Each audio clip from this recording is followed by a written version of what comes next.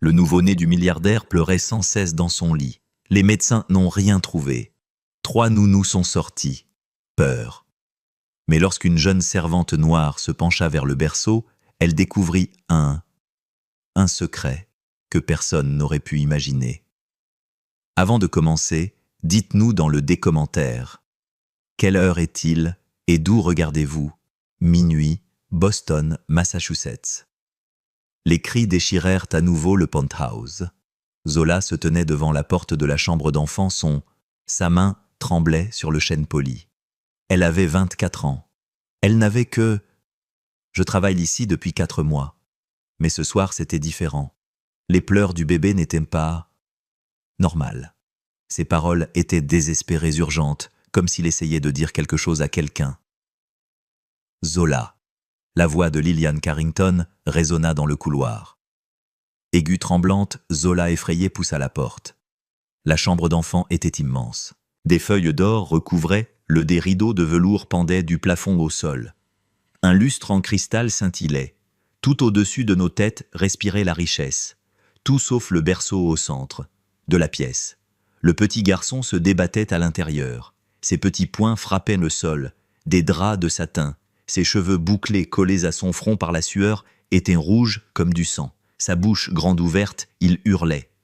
Zola s'approcha, son uniforme noir impeccable, son tablier blanc parfaitement noué. Sa taille restait marquée malgré l'heure tardive. Son cœur battait la chamade. Quelque chose clochait. Elle le sentait au plus profond d'elle-même. Elle s'en était souciée. Pour les bébés d'avant dans son quartier, avant qu'elle n'accepte ce travail pour aider sa mère malade à payer les frais médicaux. Des factures. Elle savait à quoi ressemblaient des pleurs normaux. Ce n'était pas ça. C'était la terreur. Elle se pencha sur le berceau, scrutant chaque détail. Le mobile était parfaitement immobile. Le tapis moelleux sous ses pieds était légèrement humide. Les draps étaient chers, doux, impeccables, sauf là où le bébé avait donné un coup de pied. Mais le matelas, quelque chose dans le matelas, la gênait. Elle y plaça son posé, lui délicatement la main dessus, pour en tester la fermeté. Elle s'affaissa légèrement, presque impossible à remarquer à moins de le chercher. Elle en eut le souffle coupé. « Que fais-tu » Liliane apparut sur le seuil, sa nuisette en soie moulant sa silhouette fine. Ses yeux étaient grands, ouverts, effrayés. Pourquoi ne s'arrête-t-il pas? Derrière elle se tenait Dexter Carrington. Grands, larges épaules, montre de luxe. Un éclat brillait à son poignet. Il ajusta nerveusement ses boutons de manchette, une habitude que Zola avait remarquée lorsqu'il se sentait mal à l'aise.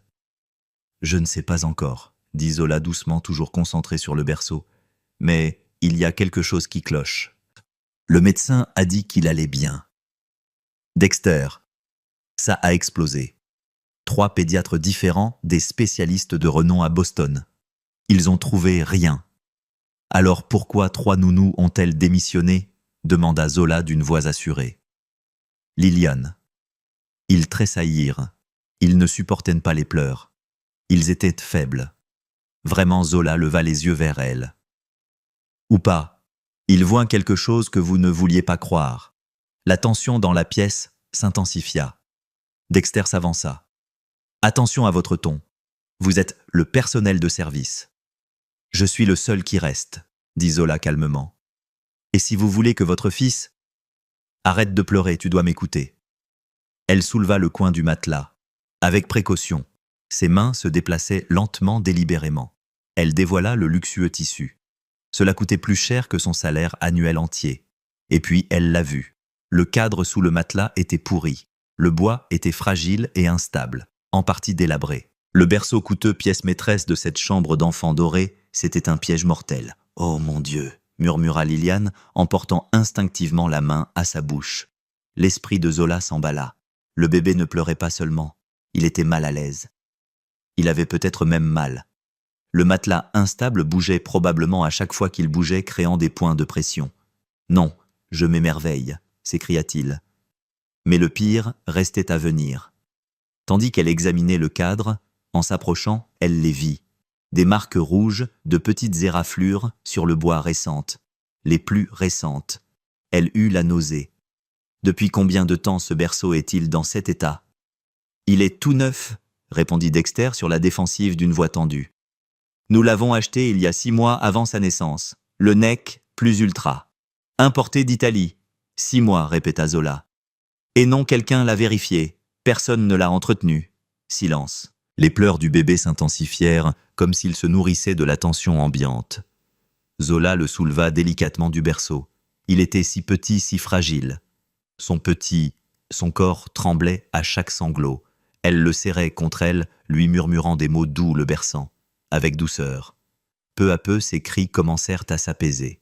« Qu'est-ce que tu fais ?» demanda Liliane en s'approchant. « Ce que tu aurais dû faire il y a des semaines. » Zola a dit « Je le protège ».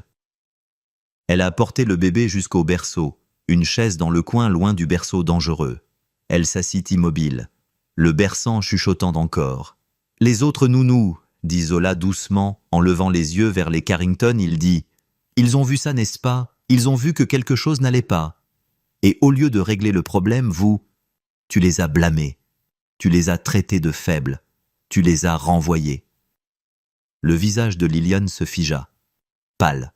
Ce n'est pas le cas. Oui, c'est le cas. De Zola.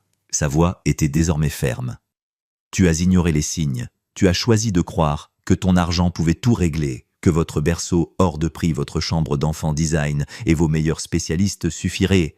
Mais j'ai oublié le plus important. Quoi demanda Dexter d'une voix à peine audible. Au-dessus d'un murmure, tu as oublié de prêter attention à ton fils. Les mots, une odeur de fumée flottait dans l'air. La respiration du bébé ralentit. Ses petits doigts enroulés autour du pouce de Zola. Ses yeux gonflés et rouges d'avoir pleuré commencèrent enfin à se remplir. Pour fermer. Liliane s'affaissa contre l'encadrement de la porte. Dexter passa la main dans ses cheveux.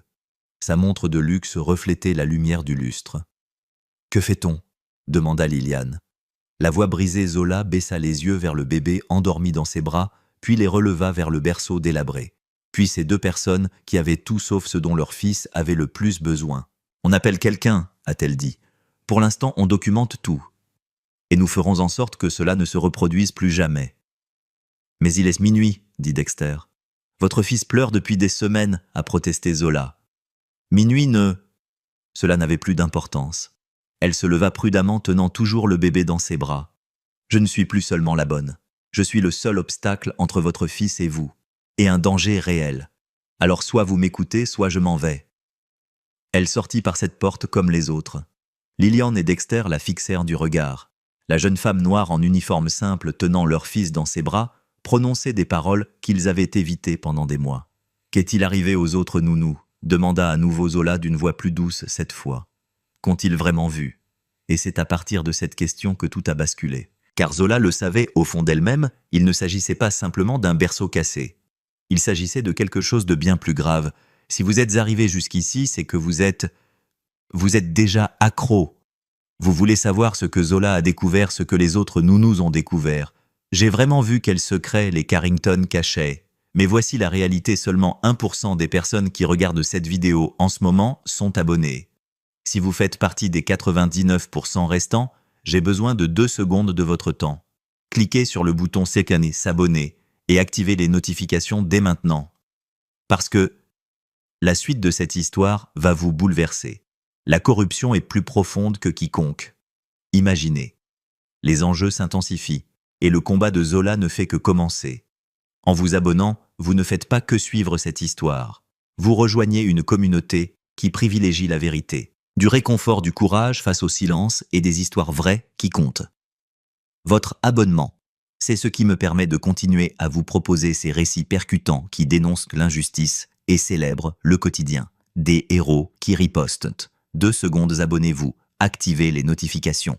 Finissons-en ensemble. Maintenant, laissez-moi vous raconter ce que Zola a découvert à propos de ses autres nounous. Et crois-moi, tu n'es pas prête pour ça. La première nounou a démissionné au bout de 2 semaines. La deuxième a tenu 5 jours. La troisième n'a même pas survécu à sa première nuit. Qu'ont-ils vu pour s'enfuir? Zola allait bientôt le découvrir. J'ai besoin de les numéros de téléphone, dit-elle en tenant toujours le bébé endormi. Tous les 3. Le visage de Liliane se crispa. Absolument pas. C'est privé. Ces femmes ont vu quelque chose. La sécurité de votre fils n'est pas une affaire privée. Zola a rétorqué, et femmes ont vu quelque chose. Quelque chose qui les a suffisamment effrayés pour qu'ils renoncent à des emplois très bien rémunérés. Je dois savoir ce que c'était. Dexter croisa les bras. Ils étaient incompétents. Point final. Alors ça ne vous dérangera pas si je les appelle, dit Zola. S'ils étaient vraiment faibles comme vous le prétendez, ils le diront. Mais s'ils voyaient ce que je vois maintenant. Que vois-tu, Liliane? Elle l'interrompit, sa voix s'élevant. Un berceau cassé. Nous le remplacerons. Demain. Problème résolu. Zola secoua lentement la tête. Ce berceau, ça ne s'est pas cassé du jour au lendemain. Le bois est pourri. Cela prend du temps, de l'humidité, négligence, ce qui signifie que la situation est dangereuse depuis des semaines, voire des mois. Elle les regarda tous deux avec insistance. Votre fils dormait dans un piège mortel et 3 professionnels qualifiés ont remarqué que quelque chose n'allait pas. Mais au lieu de les écouter, vous, ils les ont renvoyés. Le silence dans la chambre d'enfant était assourdissant. Très bien, finit par dire Dexter. Il tira. Il a sorti son téléphone. Je vais vous donner un numéro, celui de Maria Gonzalez, la première nounou. Mais c'est une perte de temps. Il a envoyé un SMS à Zola avec le contact. Elle déplaça délicatement le bébé dans un bras et composa un numéro de l'autre main. Le téléphone sonna 4 fois avant qu'une voix fatiguée ne se fasse entendre. Répondit « Bonjour Maria, je m'appelle Zola, je travaille pour Carrington's maintenant.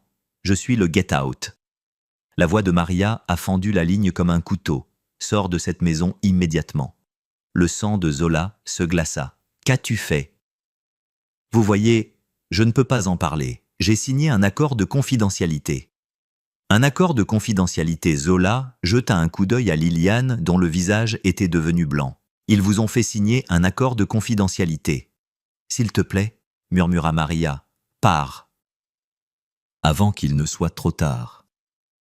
Maria, le bébé, est en danger. Le berceau. Ce n'est pas seulement le berceau. La voix de Maria s'est brisée. C'est ce que j'ai essayé de lui dire. J'ai essayé de les raisonner, mais ils n'ont rien voulu entendre. Ils ont dit que j'exagérais. Ils ont dit que j'essayais de les extorquer.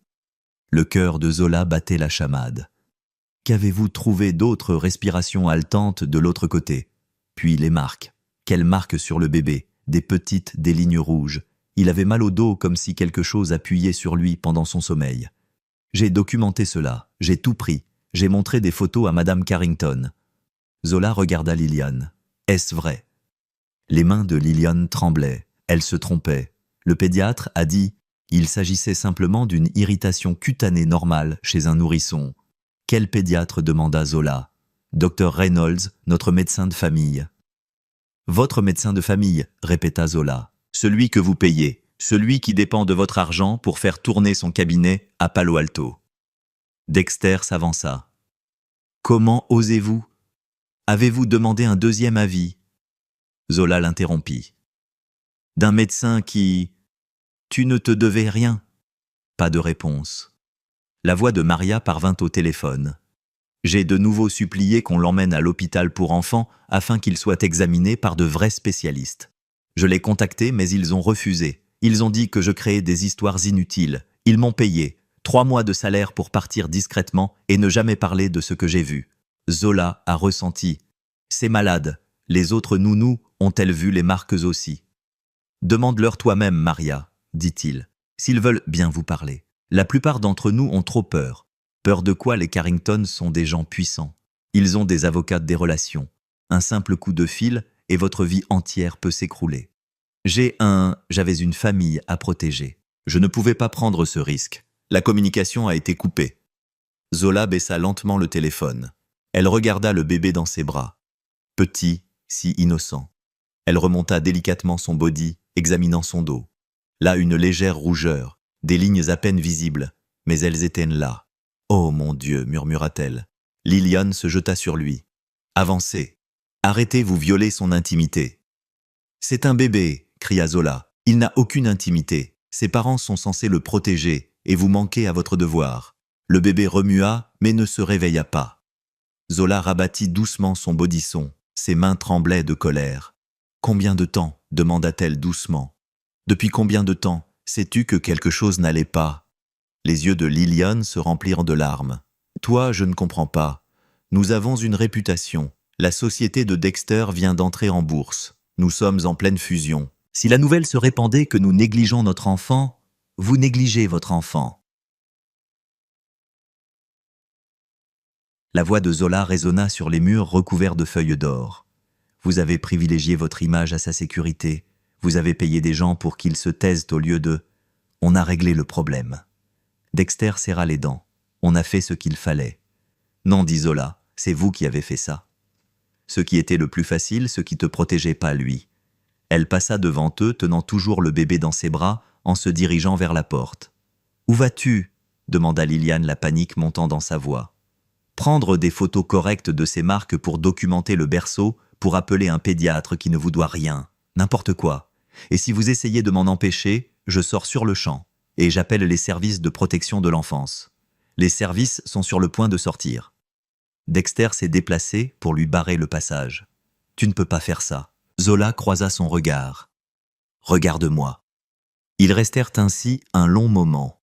Là, le milliardaire et la bonne. L'un détenant tout l'argent et le pouvoir, l'autre détenant quelque chose de bien plus important. Finalement, Dexter s'écarta. Zola. Elle le dépassa dans le couloir. Elle entendait Liliane pleurer derrière elle. Elle entendait Dexter passer des appels, probablement à ses avocats. Cela lui était égal. Elle descendit le bébé à la cuisine, la pièce la plus lumineuse du penthouse. Elle le déposa délicatement sur le lit. Le comptoir était propre, il soutenait délicatement sa tête. Elle sortit son téléphone et commença à prendre des photos. Les marques sur son dos, les égratignures rouges, les légères ecchymoses près de ses omoplates preuves. Puis elle remonta à l'étage, passant devant les Carrington qui se disputaient maintenant. Des chuchotements furieux étouffés retournèrent à la chambre du bébé. Elle photographia le cadre du berceau pourri, le matelas instable, les marques rouges sur le bois qui correspondaient à celles sur la peau du bébé. Encore des preuves. Son téléphone vibra. Un SMS d'un numéro inconnu. C'est Sarah Chen, la deuxième nounou. « Maria, donne-moi ton numéro. Appelle-moi maintenant. » Les mains de Zola tremblaient, tandis qu'elle composait le numéro. Sarah a répondu immédiatement. « À quel point est-ce grave, dit Zola. Le berceau est complètement instable. Le bébé a des marques sur le dos. Ils ont payé Maria pour taisez-vous. Ils nous ont tous payés, dit Sarah. Mais j'ai gardé mes copies, mes photos, dossiers médicaux, tout. Je savais qu'un jour quelqu'un en aurait besoin. Pourquoi ne l'as-tu pas signalé? J'ai essayé. La voix de Sarah s'est brisée. J'ai appelé le... Il s'agissait d'une ligne non urgente pour les services à l'enfance, mais les Carrington l'ont découvert. Mon avocat m'a menacé de poursuites pour diffamation. Il a dit qu'ils allaient détruire ma carrière et faire en sorte que je ne travaille plus jamais avec des enfants. Encore une fois. Zola ferma les yeux. J'ai besoin de ces documents. Je te les envoie par courriel tout de suite. Mais Zola, fais attention. Ces gens-là ne le font pas. Jouez franc jeu. Ils vous attaqueront avec tout ce qu'ils ont. Laissez-les faire, dit Zola. Je ne soutiens pas. Elle raccrocha et regarda une dernière fois le berceau, le danger qui avait surgi. Caché à la vue de tous, aux preuves que 3 autres femmes avaient tenté de révéler. Les Carrington pensaient que leur argent les rendait intouchables. Ils allaient bientôt découvrir le contraire. Faux. À 1h47, le téléphone de Zola a émis un signal. Le courriel de Sarah Chen était arrivé. Ce qu'elle a vu dans ces objets attachés lui a fait comprendre qu'il ne s'agissait plus seulement de négligence. C'était un crime. Elle ouvrit le premier dossier. Une photo du bébé à 3 semaines, des marques rouges, sillonnant son petit dos comme une carte routière de la douleur. L'horodatage indiquait que c'était prise il y a 2 mois. 2 mois. Ses mains tremblaient tandis qu'elle passait à la photo suivante. Image, une autre photo. Même marques angles différents datés de 5 jours plus tard. Les marques étaient plus profondes cette fois, plus menaçantes. « Mon Dieu !» murmura-t-elle. Le bébé dormait. Paisiblement dans ses bras maintenant, enfin confortablement installé sur le canapé moelleux du salon loin de cette mort, un piège à l'étage. Elle baissa les yeux sur son visage innocent et sentit la rage monter en elle. Le fichier suivant était un mémo vocal. Elle appuya sur lecture en baissant le volume. La voix de Sarah parvint tremblante et effrayée. « C'est le 12e jour. Les marques sont ça empire. Je l'ai montré à Madame Carrington à nouveau aujourd'hui. Elle m'a dit d'arrêter d'être... Elle était hystérique. Elle a dit que la peau du bébé était juste sensible, mais je sais ce que je vois. Quelque chose dans ce berceau lui fait mal. La gorge de Zola se serra. Une autre voix, note de service. Jour 15. J'ai mesuré le cadre du berceau aujourd'hui pendant leur absence. Le matelas. Le support s'affaisse de 5 cm du côté gauche. Une patte de fixation métallique s'est détachée et appuie sur le support. Le matelas, lorsque le bébé est allongé, est ce qui cause les marques. J'en ai parlé à Monsieur Carrington. Il a dit que j'exagérais. Il m'a donné une enveloppe contenant 5 000 $ en espèces et m'a dit de prendre une semaine de congé pour me calmer. Zola se sentait mal. Le dernier mémo vocal était « La date correspond au jour où Sarah a démissionné. Je n'en peux plus. Je l'ai signalé. Je suis allé voir le pédiatre chez qui il m'avait envoyé le docteur Reynolds. Il a à peine jeté un coup d'œil au bébé. Il a juste dit que c'était normal. Je sais qu'il ment. Je sais qu'ils l'ont payé. Je m'en vais. Aujourd'hui, je fais des copies de tout. Si quelque chose arrive à ce bébé, il me faut une preuve que j'ai essayé. » L'enregistrement s'est terminé. Zola était assidant. Le silence s'installa, son cœur battant la chamade. Elle parcourut le reste des dossiers, les notes médicales, les photographies même. Une courte vidéo de Sarah montrant le matelas affaissé, le support desserré, les dangers que tout le monde ignorait. Preuve à l'appui. Des pas sur l'escalier de marbre la firent lever les yeux. Liliane apparut vêtue un pantalon de yoga et un pull en cachemire. Ses yeux étaient rouges d'avoir pleuré. « Il faut qu'on parle », dit Liliane d'une voix douce. « Oui, il faut qu'on parle », répondit Zola sans bouger. Liliane était assise sur la chaise en face d'elle, perchée sur le bord comme si elle pourrait... « Je peux bondir à tout moment. Je sais ce que tu penses. Tu pensais qu'on est de mauvais parents. Tu penses qu'on fait passer notre image avant notre fils. Tu penses que je ne pense à rien. » Zola interromput. « Je sais. J'en ai la preuve maintenant. Des photos, des enregistrements vocaux, des documents médicaux de plusieurs nounous, toutes disant la même chose. » Le visage de Liliane se décomposa. Ce n'était pas le cas. Ça devait être comme ça. Qu'est-ce qui n'en était pas un? La voix de Liliane se brisa. Un bébé être mère. Je pensais que ce serait facile. Nous avons de l'argent, des ressources, le meilleur de tout. Mais il n'arrêtait pas de pleurer. Et je ne savais pas quoi faire. Alors tu as ignoré ceux qui savaient, Zola, dit-elle d'un ton neutre. J'avais peur. Liliane cria puis se surprit à jeter un coup d'œil à le bébé qui dormait. Elle baissa la voix. J'étais terrifiée. Et si c'était ma faute? Et si j'avais mal agi? Et si les gens découvraient que je n'étais pas capable de me débrouiller seule? Un enfant. Zola la fixa du regard. Alors vous l'avez laissé souffrir? Je ne l'ai pas fait exprès, murmura Liliane. Je pensais que si je persévérais, si... Je suis restée forte, tout allait s'arranger. Dexter n'arrêtait pas de dire que les nounous étaient... J'étais faible, je sentais qu'ils essayaient de nous manipuler. Je voulais le croire. Pourquoi? Parce qu'il était plus facile de le croire que d'admettre la vérité. Les larmes coulaient sur le visage de Liliane. J'ai grandi, pauvre Zola, le savais-tu? J'ai réussi à m'extirper d'un parc de caravanes dans le Mississippi. J'ai épousé Dexter. J'ai construit cette vie parfaite, et j'avais une peur terrible de la perdre. Alors, vous avez bâti ça sur la souffrance de votre fils. Liliane tressaillit comme si elle avait reçu une gifle. Zola se pencha en avant. Où est? Dexter l'a tout de suite au téléphone avec nos avocats. Pour me poursuivre en justice pour nous protéger, Liliane s'essuya les yeux. Lui aussi a peur. La fusion de son entreprise vaut 300 millions de $. Si ça dégénère, si cela se sait, peut-être que vous finirez par faire ce qu'il faut, a déclaré Zola. Peut-être que vous ferez passer votre fils en premier pour une fois. Nous le faisons passer en premier, vous le faites passer en premier. Vous-même d'abord, corrigea Zola. Vous l'avez toujours fait, c'est pourquoi il y a 3 nounous. Abandonné, c'est pour ça que votre fils a crié pendant des semaines.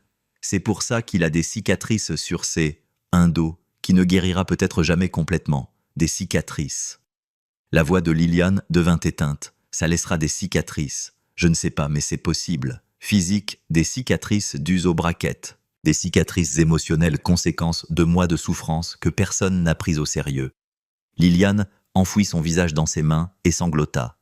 Zola ne ressentait aucune compassion, pas encore. Peut-être plus tard, mais là elle avait besoin de réponses. J'appelle un vrai pédiatre. Le matin, a-t-elle dit. Pas le docteur Reynolds. Quelqu'un d'indépendant. Quelqu'un qui peut examiner correctement votre fils et tout documenter. Dexter ne le permettra pas. Dexter n'a plus le droit de vote. La voix de Zola était d'acier. J'en ai assez. Des preuves accablantes pour vous deux. La seule question est de savoir si vous voulez régler ça discrètement ou si vous voulez que je m'en charge, en public. Liliane releva brusquement la tête. Tu ne ferais pas ça. Essaie-moi. Leurs regards se croisèrent. La femme du monde et la bonne qui désormais détenait tous les atouts en main. Que veux-tu ? Finit par demander Liliane. Je veux que tu sois mère, répondit Zola. La vraie, pas la version Instagram que tu montres à tes amis, ni celle des réseaux sociaux. Tu te produis à Galas. Je veux que tu te soucies réellement de ton fils plus que de ce que les gens te disent. Je pense que ça m'importe. Prouvez-le. Zola a été mise au défi. Laissez-moi appeler le pédiatre. Laissez-moi faire en sorte que votre fils reçoive une aide sérieuse et arrêtez de vous y opposer systématiquement. Liliane resta silencieuse un long moment. Puis elle hocha lentement la tête. D'accord. Et une dernière chose, ajouta Zola. Vous allez indemniser les nounous ? Réduite au silence. Sarah Maria et la troisième aussi. Salaires impayés intégralement excuses. Tout. Dexter ne le fera jamais. Je me fiche de ce que veut Dexter. Zola a dit. Ces femmes. Tu as tout risqué pour protéger ton enfant. Tu as détruit leur carrière pour protéger ta réputation. Tu vas y arriver. Bien. Avant que Liliane puisse répondre, la voix de Dexter retentit depuis l'entrée. Jamais de la vie. Il resta là, le téléphone à la main, le visage crispé par la colère. Je suis en colère. Je viens de parler à notre avocat. Tu es viré, Zola. Fais tes valises et dégage.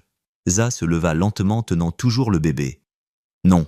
Excusez-moi. J'ai dit, non, je ne le suis pas. Je ne vais nulle part. Et si vous essayez de me forcer à partir, je vais directement au poste de police avec tout ce que j'ai.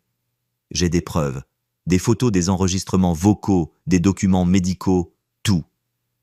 Dexter serra les mâchoires. Tu as signé un accord de confidentialité.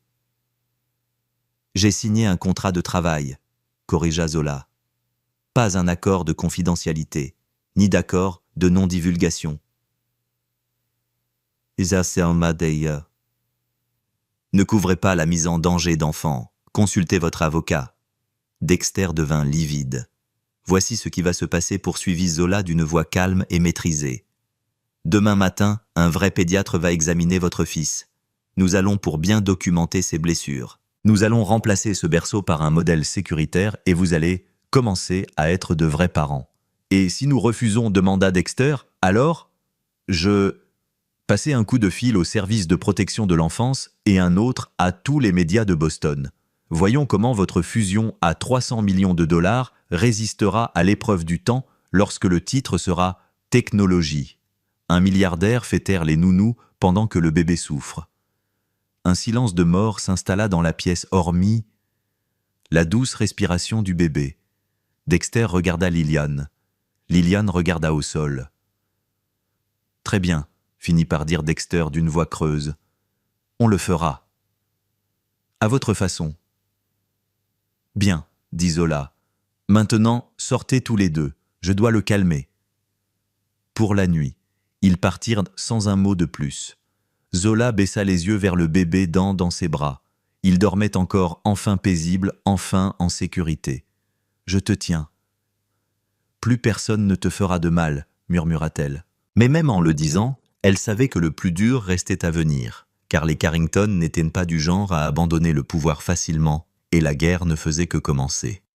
À 9 heures précises, le docteur Patricia Morrison franchit la porte du penthouse. Elle ne ressemblait en rien au docteur Reynolds. Pas de tailleur chic, pas de sourire forcé, juste une femme en blouse médicale avec 20 ans d'expérience. Expérience en urgence pédiatrique sans se soucier de la réputation de qui que ce soit. Zola l'avait appelée à 7 heures ce matin-là. Elle l'avait trouvée grâce à la recommandation d'une infirmière qu'elle connaissait à Manhattan. Quelqu'un d'incorruptible. « Montrez-moi le bébé », a dit le docteur Morrison. Sans un mot de bienvenue, Zola la conduisit au salon où le bébé était allongé sur une couverture propre, éveillé, maintenant roucoulant doucement. Liliane et Dexter restèrent assis raides sur le en face du canapé, ils regardent comme des accusés à leur procès. D'où Morrison s'agenouilla près du bébé. Ses mains douces mais expertes commencèrent l'examen. Elle a vérifié sa température, ses réflexes, sa respiration. Puis elle souleva son body. Son visage se durcit. « Depuis combien de temps a-t-il ces marques ?» demanda-t-elle. « Nous ne savons pas exactement », répondit Zola sans lever les yeux. Au moins 2 mois d'après les documents de la nounou précédente. 2 mois. La voix du docteur Morrison était tranchant. Elle regarda les Carrington. « Vous avez laissé votre enfant souffrir avec une apparence visible. Des blessures depuis 2 mois.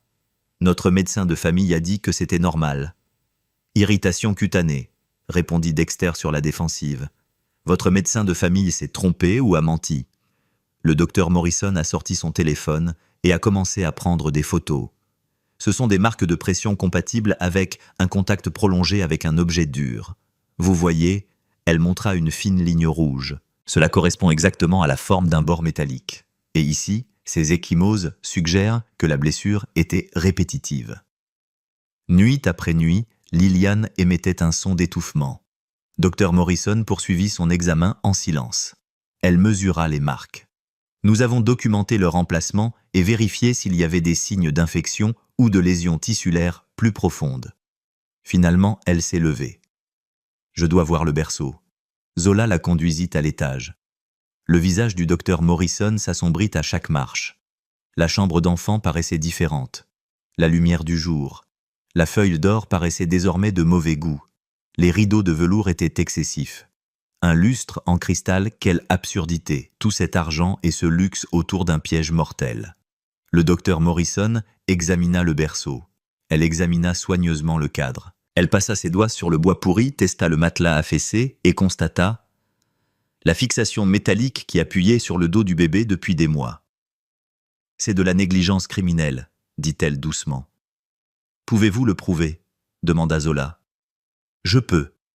Documentez-le. Le reste dépend des services sociaux. » Le docteur Morrison a sorti un mètre ruban et a commencé à noter les dimensions, l'affaissement du matelas, l'espace où le support s'était détaché. Le bois était abîmé par l'humidité. « Comment est-ce arrivé ?» demanda-t-elle. « Je pense que la chambre d'enfant a un problème d'humidité. » Zola a dit que le tapis en bas. L'air était humide. Les murs ont probablement absorbé l'humidité. Cela a fait pourrir le bois. À l'intérieur. Et personne ne l'a remarqué. Les gens l'ont remarqué. Elle n'avait tout simplement pas assez à cœur de le réparer. La mâchoire du docteur Morrison se crispa. Elle termina ses mesures et redescendit. Les Carrington se trouvaient exactement là où ils se trouvaient. Ils avaient été laissés sur place, figés dans l'attente du jugement. « Je vais déposer une plainte auprès des services de protection de l'enfance », a déclaré le docteur Morrison. Elle sortit une tablette. Ce bébé a été soumis à des traitements continus. Préjudice corporel dû à la négligence parentale. Les blessures sont documentées, la cause est documentée, la chronologie est documentée. Attendez, Dexter se leva. On peut arranger ça. On va remplacer le berceau aujourd'hui. Vous ne ferez rien. Le docteur Morrison l'a interrompu. Vous avez déjà fait assez de dégâts, s'il vous plaît. La voix de Liliane était désespérée. Ne nous enlevez pas notre fils. Ce n'est pas à moi de décider, a déclaré le docteur Morrison. C'est au service de protection de l'enfance d'en décider, mais je le dirai. Si c'était moi qui décidais, je le ferais immédiatement sortir de chez lui. Les mots ont fait l'effet d'une bombe. Liliane a éclaté en sanglots. Le visage de Dexter, elle devint livide. Zola resta immobile dans son coin campé sur ses positions. C'était nécessaire, c'était justice. Cependant, le docteur Morrison poursuivit en tapant sur sa tablette. Il y a des circonstances atténuantes. Le bébé semble par ailleurs en bonne santé, non signe de malnutrition ou de maltraitance intentionnelle. Et vous avez maintenant autorisé un examen médical approprié. Ces choses-là comptent. « Qu'est-ce que ça veut dire ?» demanda Dexter. Cela signifie que les services de protection de l'enfance vont enquêter. Ils vous interrogeront tous. Ils inspecteront cette maison. Et ils décideront si le fils reste ou part. Le docteur Morrison regarda Zola. « Je recommande que l'infirmière actuelle Zola demeure la principale responsable jusqu'à la fin de l'enquête. Elle conclut, elle est la seule à avoir manifesté une préoccupation constante pour le bien-être de cet enfant. Le cœur de Zola battait la chamade. Je le ferai. Tu plaisantes, protesta Dexter. Ce n'est que la femme de ménage. C'est grâce à elle que votre fils est encore en sécurité, déclara froidement le docteur Morrison, ce qui est plus que ce que je peux dire de ses vrais parents. Le silence qui suivit fut insoutenable. Docteur Morrison. Elle termina son rapport et se leva. Un agent des services de protection de l'enfance sera là dans les 48 heures. D'ici là, ce berceau est jeté. Le bébé dort sous une lumière constante, sous surveillance. Et si j'apprends qu'il a subi le moindre préjudice, je le ferai personnellement. Assurez-vous que vous soyez tous les deux poursuivis au pénal. Elle a tendu une carte à Zola. Appelle-moi si j'ai besoin de quoi que ce soit jour et nuit. Puis elle est partie emportant avec elle tout ce dont elle avait besoin. Les Carrington avaient l'illusion de maîtriser la situation. Dès que la porte se referma, Dexter, ça a explosé. Vous vous rendez compte de ce que vous avez fait? Les services de protection de l'enfance vont ouvrir une enquête officielle. Cela va... Détruisez-nous. Bien, dit simplement Zola. Bien. La voix de Dexter s'éleva. Celle de ma compagnie. L'action va s'effondrer. La fusion va capoter. On sera ruiné. Votre fils a failli mourir dans son sommeil, rétorqua Zola. Chaque nuit, pendant des mois. Et tu ne penses qu'à l'argent. Ce n'est pas juste. Juste, Zola rit, amèrement. Vous voulez parler d'équité. 3 femmes ont essayé de sauver votre enfant. Vous les avez menacées, vous les avez soudoyées, vous les avez réduits au silence. Vous avez choisi votre réputation sur la vie de votre fils. Et maintenant vous êtes choqué qu'il y ait des conséquences. Lillian se leva, le visage strié de larmes. Nous ne savions pas que c'était si grave. Tu ne voulais pas savoir. Zola corrigea. Il y a une différence. Chaque fois que vous avez eu des preuves, vous avez détourné le regard. Chaque fois que quelqu'un vous suppliait de trouver une véritable aide, vous le renvoyiez. Vous le saviez. Elle n'en avait pas assez envie pour agir. Ce n'est pas vrai. Lillian sanglota. Puis, prouve-moi le contraire, lança Zola. Quand les services de protection de l'enfance arriveront, dis-leur tout. Chaque erreur, chaque avertissement ignoré, chaque nounou, réduite au silence. Prenez vos responsabilités une fois dans votre vie. Dexter et Lillian se regardèrent. D'un autre côté, le couple parfait, les chouchous de la société. Le milliardaire de la tech et sa magnifique épouse. Tout s'écroule autour d'eux. Que va-t-il se passer maintenant? Dexter finit par demander d'une voix creuse. Maintenant, on attend, dit Zola, et on prend soin de nous. De votre fils. Prenez soin de lui, pas pour les caméras, pas pour vous, des amis pour lui. Elle s'approcha du bébé et le prit délicatement dans ses bras. Il la regarda avec de grands yeux confiants.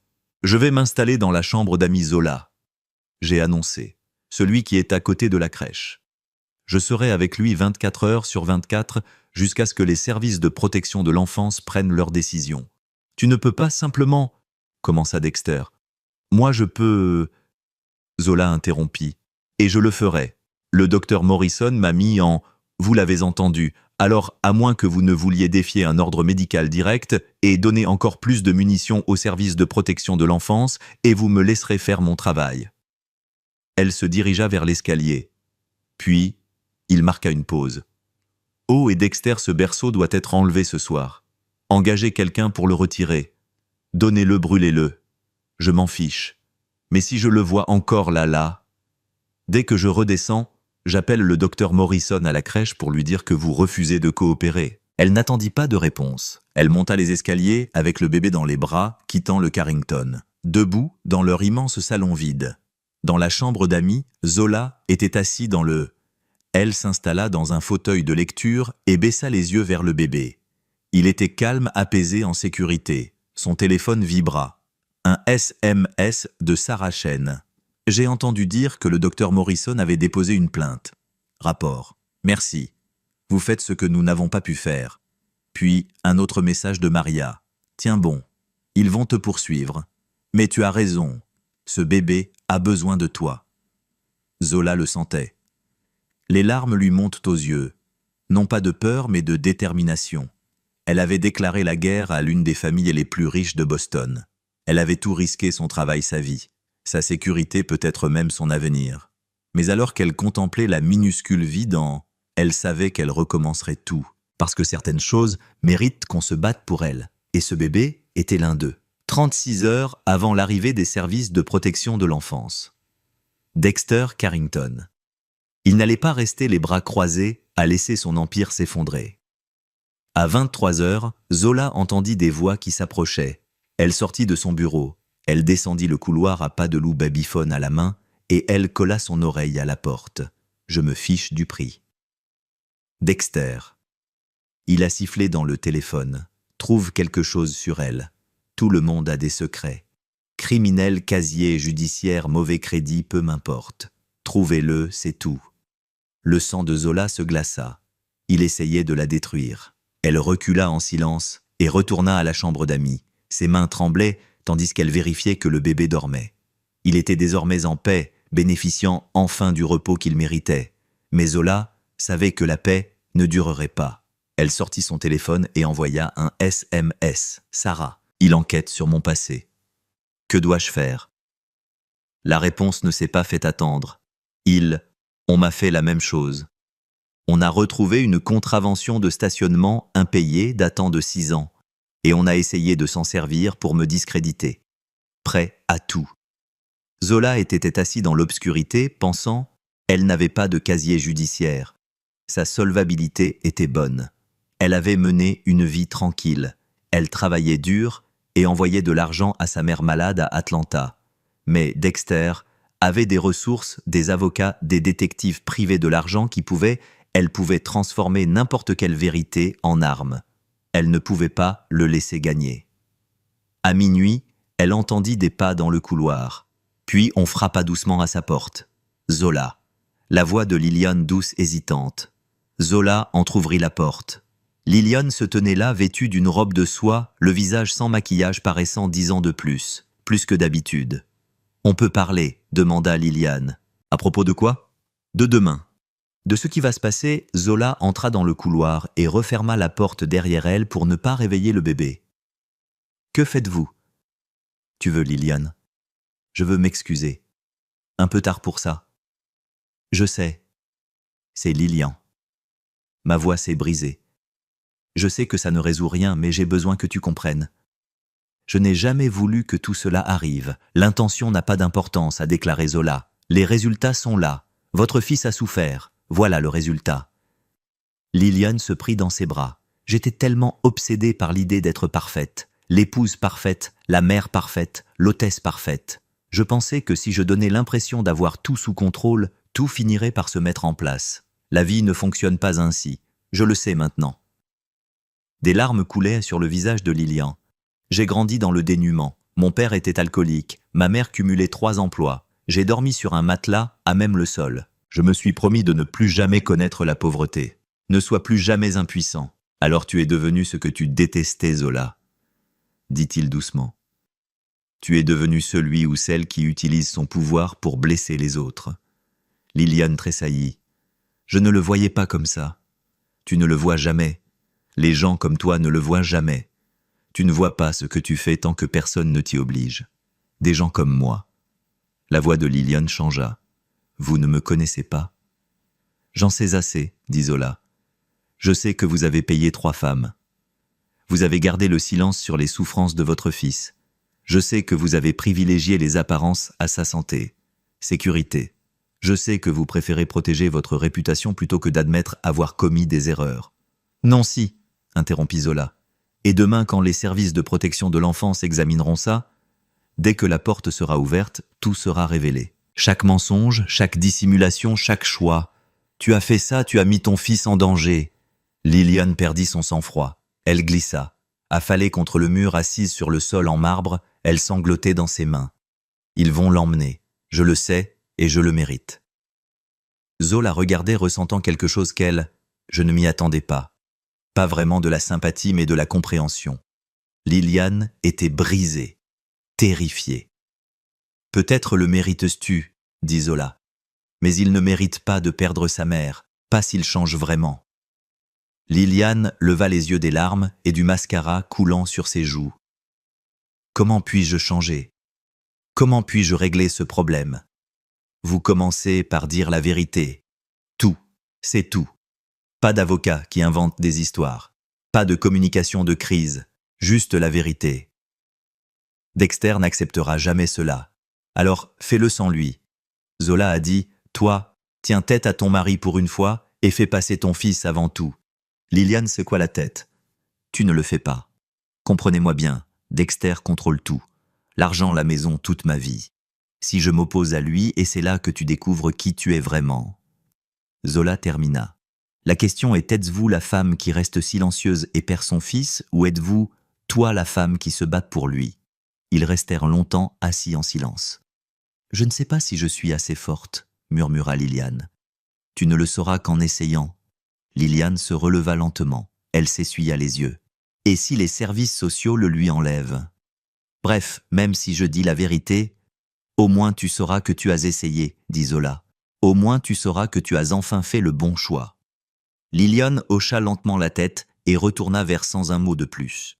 Zola retourna dans la chambre principale et j'ai vérifié que le bébé allait bien. Il dormait toujours, il était en sécurité. Elle s'allongea sur le lit, mais n'arrivait pas à dormir. Son esprit était envahi par toutes les éventualités qui pourraient mal tourner le lendemain. L'enquête de Dexter, la décision des services de protection de l'enfance, la possibilité que ce bébé risquait de lui être enlevé malgré tout ce qu'elle avait fait. À 3 heures du matin, son téléphone vibra. Un courriel, d'une adresse inconnue. Elle ouvrit le colis avec précaution. « Mademoiselle Washington, je suis l'inspecteur. James Chen du département de police de Boston. Je suis le frère de Sarah Chen. Elle m'a raconté ce qui se passe. J'enquête sur les Carrington depuis 18 mois dans le cadre d'une affaire sans lien avec celle-ci concernant une fraude financière. Si vous avez besoin de plus d'informations, n'hésitez pas à me contacter. Si vous avez besoin d'aide demain, appelez-moi. Il a inclus son numéro de matricule et son numéro direct. » Zola fixa le courriel, le cœur battant la chamade. Fraude financière. Les Carrington faisaient l'objet d'une enquête criminelle. Une autre pièce du puzzle est apparue. C'est pour ça que Dexter était si désespéré. Ce n'était pas seulement une question de bébé ou de meurtre. Il était déjà sous le coup de la loi. Le radar des forces de l'ordre. Une enquête du CPS donnerait à la police une raison supplémentaire d'approfondir la question. Elle s'est enfoncée plus profondément dans sa vie. Les enjeux étaient plus importants qu'elle ne l'avait imaginé. Elle a sauvé le détective Chen. Elle chercha un numéro et essaya de dormir, mais le sommeil ne venait pas. Elle pensait sans cesse au lendemain, au moment où les services de protection de l'enfance l'appelleraient. Franchir cette porte et décider du sort de ce bébé. À 6 heures du matin, elle a renoncé. Elle a essayé de dormir. Elle a nourri le bébé, l'a changé, a joué doucement avec lui. Il lui sourit un vrai sourire et son cœur se serra un peu. Et si c'était...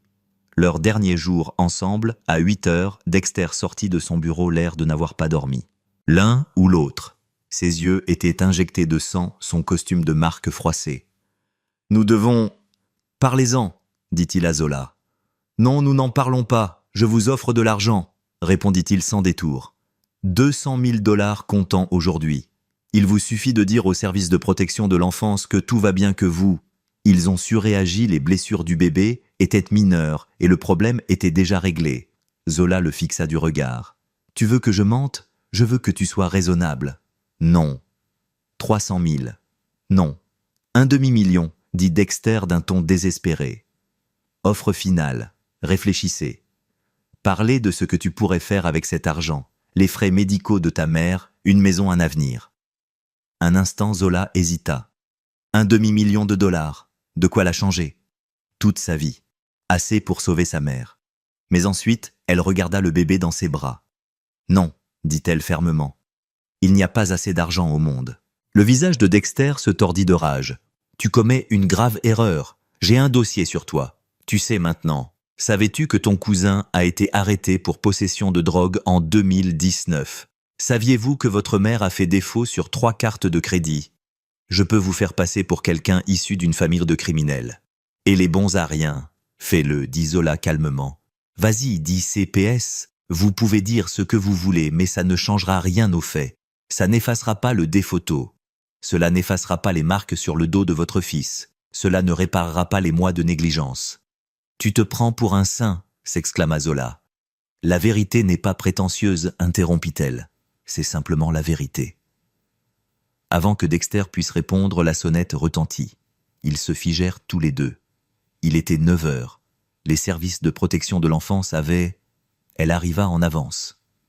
Zola se dirigea vers la porte, le bébé dans les bras, et l'ouvrit. Une femme vêtue de gris, une femme en tailleur se tenait là, un bloc-notes à la main.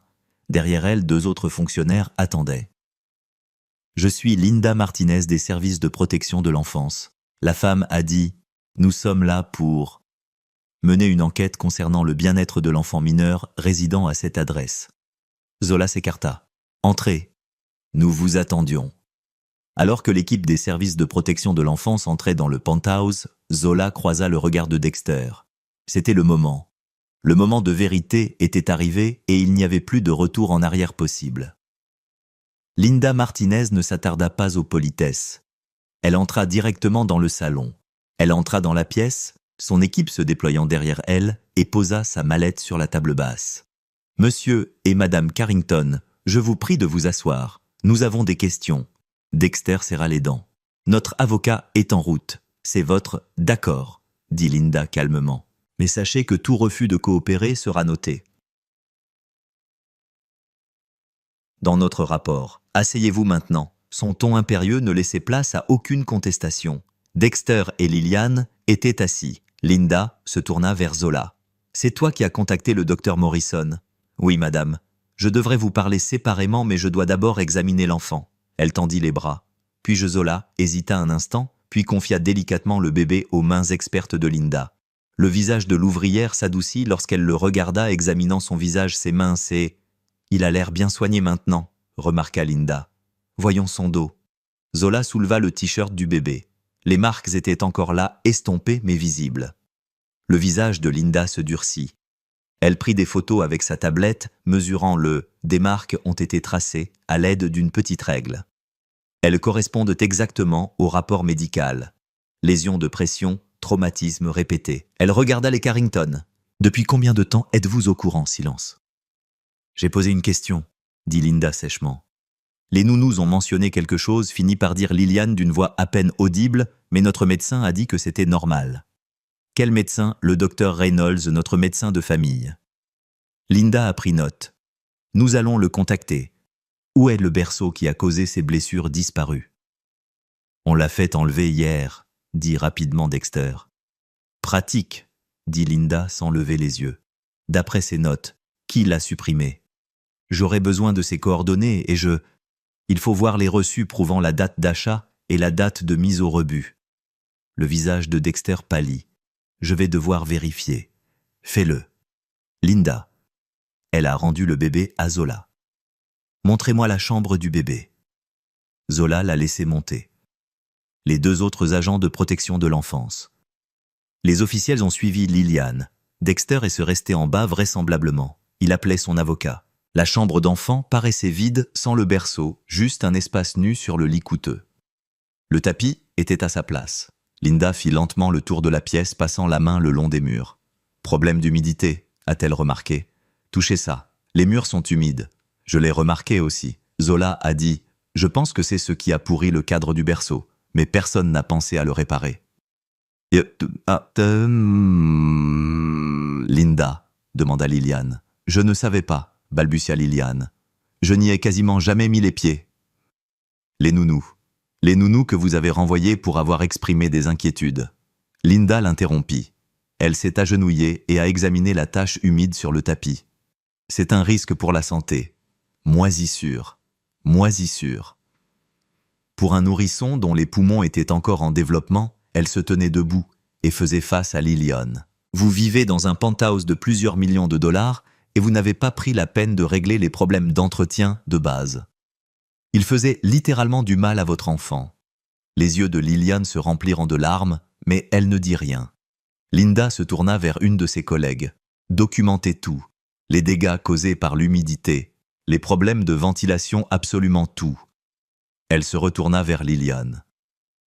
Où dort le bébé maintenant, Zola? Admit Liliane. Dans la chambre d'amis. Montrez-moi.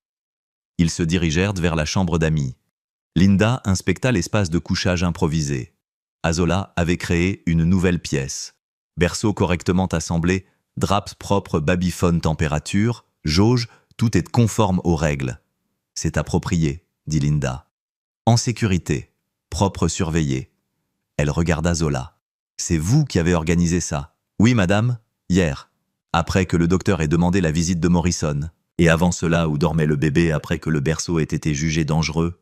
Sur le canapé en bas avec moi, Zola, dit-elle. Je ne l'ai pas quitté des yeux une seule seconde. Linda prit d'autres notes, puis elle se retourna. À Liliane. Pourquoi n'as-tu pas organisé cela toi-même? Pourquoi a-t-il fallu que ce soit la bonne, qui assure les besoins fondamentaux de ton fils, la sécurité? La voix de Liliane s'est brisée. Je ne savais pas comment. Vous ne saviez pas comment chercher sur Google des informations sur le sommeil sécuritaire des nourrissons. Vous ne saviez pas comment poser la question. Demandez de l'aide à quelqu'un d'autre que votre personnel rémunéré. La voix de Linda était glaciale. Madame Carrington, je fais ce travail depuis 15 ans. J'ai vu la pauvreté. J'ai vu des personnes dépendantes. J'ai vu des parents démunis qui parviennent malgré tout à protéger leurs enfants. Vous avez tout, et vous n'avez rien fait. Ce n'est pas juste. Liliane a essayé. Ce qui n'est pas juste, c'est que votre fils a souffert pendant des mois, pendant que vous vous souciez de votre réputation, rétorqua Linda. Elle prit une inspiration. Elle a retrouvé son calme professionnel. Redescendons. J'ai d'autres choses à dire. Des questions. Dans le salon, un homme en costume coûteux était arrivé. Dexter l'avocat. Mes clients ne répondront plus à aucune question sans la présence de leur avocat. L'avocat a annoncé. Très bien dit Linda. Alors, je poserai mes questions à mademoiselle Washington. Elle était assise en face de Zola. Racontez-moi tout depuis le début. Zola prit une inspiration et commença à parler. Elle leur raconta sa première semaine, ses pleurs incessants, l'attitude méprisante des Carrington, le moment où elle. La découverte du berceau pourri, des appels téléphoniques avec les anciennes nounous, des accords de confidentialité, des pots de vin, du docteur Morrison, l'examen tout. L'avocat a tenté d'interrompre à plusieurs reprises. Linda l'a fait taire à chaque fois. « Avez-vous des preuves de ces allégations ?» demanda l'avocat. Zola sortit son téléphone. « J'ai des photos. » Des marques sur le dos du bébé, des photos du berceau endommagé, des enregistrements vocaux de Sarah Chen, des documents par courriel des 3 nounous, précédents rapports médicaux du docteur Morrison SMS. Cela démontre le refus des Carrington de se faire soigner correctement. Voulez-vous que je continue? Le visage de l'avocat se décomposa. Linda tendit la main. Envoyez tout à cette adresse e-mail. Elle tendit une carte à Zola. J'aurais aussi besoin de les coordonnées des nounous précédentes. C'est déjà fait, a dit Zola. Je les ai transmises. Tout a été livré à ton bureau ce matin. Linda a failli sourire. Efficace, j'aime bien. Voilà. Elle se tourna vers les Carrington. Voici la suite. Nous ouvrons une enquête formelle sera menée. Les anciens employés seront interrogés. Le docteur Reynolds sera contacté et tous les éléments seront examinés. Dossiers médicaux. Inspection des lieux pour détecter d'autres infractions aux règles de sécurité. C'est scandaleux, commença l'avocat. C'est la procédure, corrigea Linda. Compte tenu de la gravité des négligences constatées, nous avons des motifs pour retirer immédiatement l'enfant de ce foyer. Liliane a poussé un cri étouffé. Non, s'il vous plaît, ne prenez pas mon bébé. Toutefois, Linda a poursuivi. Le docteur Morrison a recommandé que mademoiselle Washington reste en tant que principale personne responsable de l'enfant. L'enfant semble s'épanouir sous sa garde, donc je suis prête à proposer une alternative. Tout le monde se pencha en avant. Yeyovetessas, monsieur Washington. Elle restera à ce domicile en tant que tutrice désignée par le tribunal. Elle aura pleine autorité sur les soins de l'enfant. Les parents n'auront qu'un droit de visite supervisée. Toute décision concernant l'enfant. Les demandes d'aide sociale doivent d'abord être traitées par mademoiselle Washington. Linda regarda Dexter et Liliane. Vous serez en quelque sorte des invités chez vous en ce qui concerne votre fils. Si vous enfreignez la moindre disposition de ce règlement, vous vous exposez à des sanctions. Dès réception de cette décision, il est immédiatement renvoyé. Sans avertissement, sans seconde chance. C'est de la folie, Dexter a explosé. Vous donnez à notre bonne l'autorité légale sur notre enfant, je donne à la personne qui a réellement protégé votre enfant le pouvoir de continuer à le faire, a déclaré Linda. À moins que vous préféreriez que nous le placions en famille d'accueil le temps que l'enquête se poursuive. Dexter resta silencieux. Je prends ça pour une acceptation, dit Linda, dit-elle. Elle sortit des papiers. Ceci est une ordonnance de garde temporaire. Signée. Ici et ici, mademoiselle Washington. Vous signez ici. Les mains de Zola tremblaient lorsqu'elle prit le stylo. C'était bien réel. Elle obtenait l'autorité légale sur le bébé Carrington, enfant d'un milliardaire. Fils. Elle signa. Dexter regarda le papier comme si c'était du poison, murmura son avocat à son oreille avec insistance. Finalement, il signa. Puis, Liliane. Félicitations, dit Linda à Zola. Tu es désormais légalement représenté. Le tuteur est placé en détention provisoire en attendant les résultats de notre enquête. Nous reviendrons la semaine prochaine pour un suivi. Inspection. En attendant, c'est vous qui gérez. Elle rangea sa mallette et se leva. L'équipe la suivit jusqu'à la porte. Au moment où il partait, Linda s'arrêta et regarda de retour à Zola. « Tu as bien fait. Peu de gens auraient eu le courage de tenir bon. Il fallait bien que quelqu'un le fasse, dit Zola à voix basse. » Lorsque la porte se referma, un silence pesant s'installa dans le penthouse. Zola serra le bébé contre elle, ressentant le poids de ce qui venait de se passer. Elle était désormais responsable de la vie de cet enfant. Légalement, officiellement, Dexter la fixa avec une haine pure. Ce n'est pas fini. Il a si annoté émotionnel, dit Zola. C'est indéniable. Votre avocat ne peut rien pour vous. Votre argent ne vous permettra pas de vous en sortir. Et tes menaces ne me font plus peur. Elle les dépassa et monta l'escalier, dans la chambre d'amis. Derrière elle, elle entendit Liliane pleurer et Dexter crier. Son avocat, mais tout cela n'avait plus d'importance. Elle avait gagné. Le bébé était sain et sauf.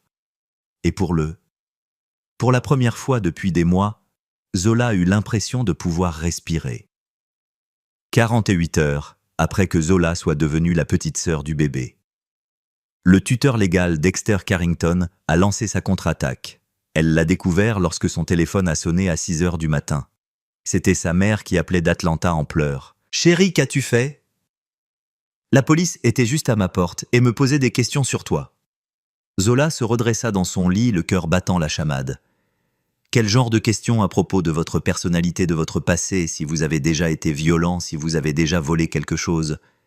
Ils avaient tout un dossier sur notre famille. La voix de sa mère tremblait. Celle de votre cousin? Mon arrestation, mes dettes médicales, le départ de ton père, tout. Maman, écoute-moi. C'est Dexter Carrington qui essaie de me discréditer. Ne le fais pas. Ne leur dis rien sans la présence d'un avocat. Un avocat, chérie, je n'ai pas les moyens. Je m'en occupe. Ne parle à personne. Je t'aime. Zola raccrocha et il appela immédiatement le détective James Chen, le frère de Sarah. Il répondit à la première sonnerie. J'attendais votre appel. Carrington a engagé un cabinet de détectives privés de Manhattan. Ils enquêtent sur tous ceux qui vous sont liés. Peut-il faire cela? Légalement, oui. Éthiquement, non, non. Mais voilà le problème. Ils sont négligents et posent des questions qui vont à l'encontre des règles. J'ai déjà déposé plainte concernant leur méthode et je les juge légales. Que dois-je faire? Tout documenter. Chaque contact, chaque question. Demander. C'est du harcèlement et ça nuira à son dossier auprès des services de protection de l'enfance. L'inspecteur Chen marqua une pause. Mais Zola, vous, il devrait le savoir. Il s'en prend aussi aux autres nounous, les menaçant de nouvelles poursuites, essayant de les faire se rétracter. Des déclarations. Zola sentit son estomac se nouer. Vont-ils le faire? Sarah ne le fera pas. Maria a peur. Mais elle tient bon. La troisième, Jessica, hésite. Elle a des enfants.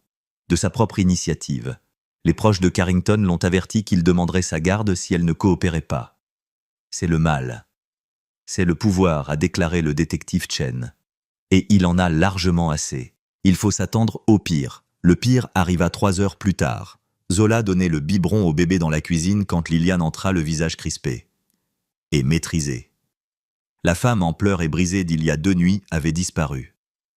C'était la société. Liliane. Froide calculatrice. Il faut qu'on parle, dit Liliane. Je suis occupée.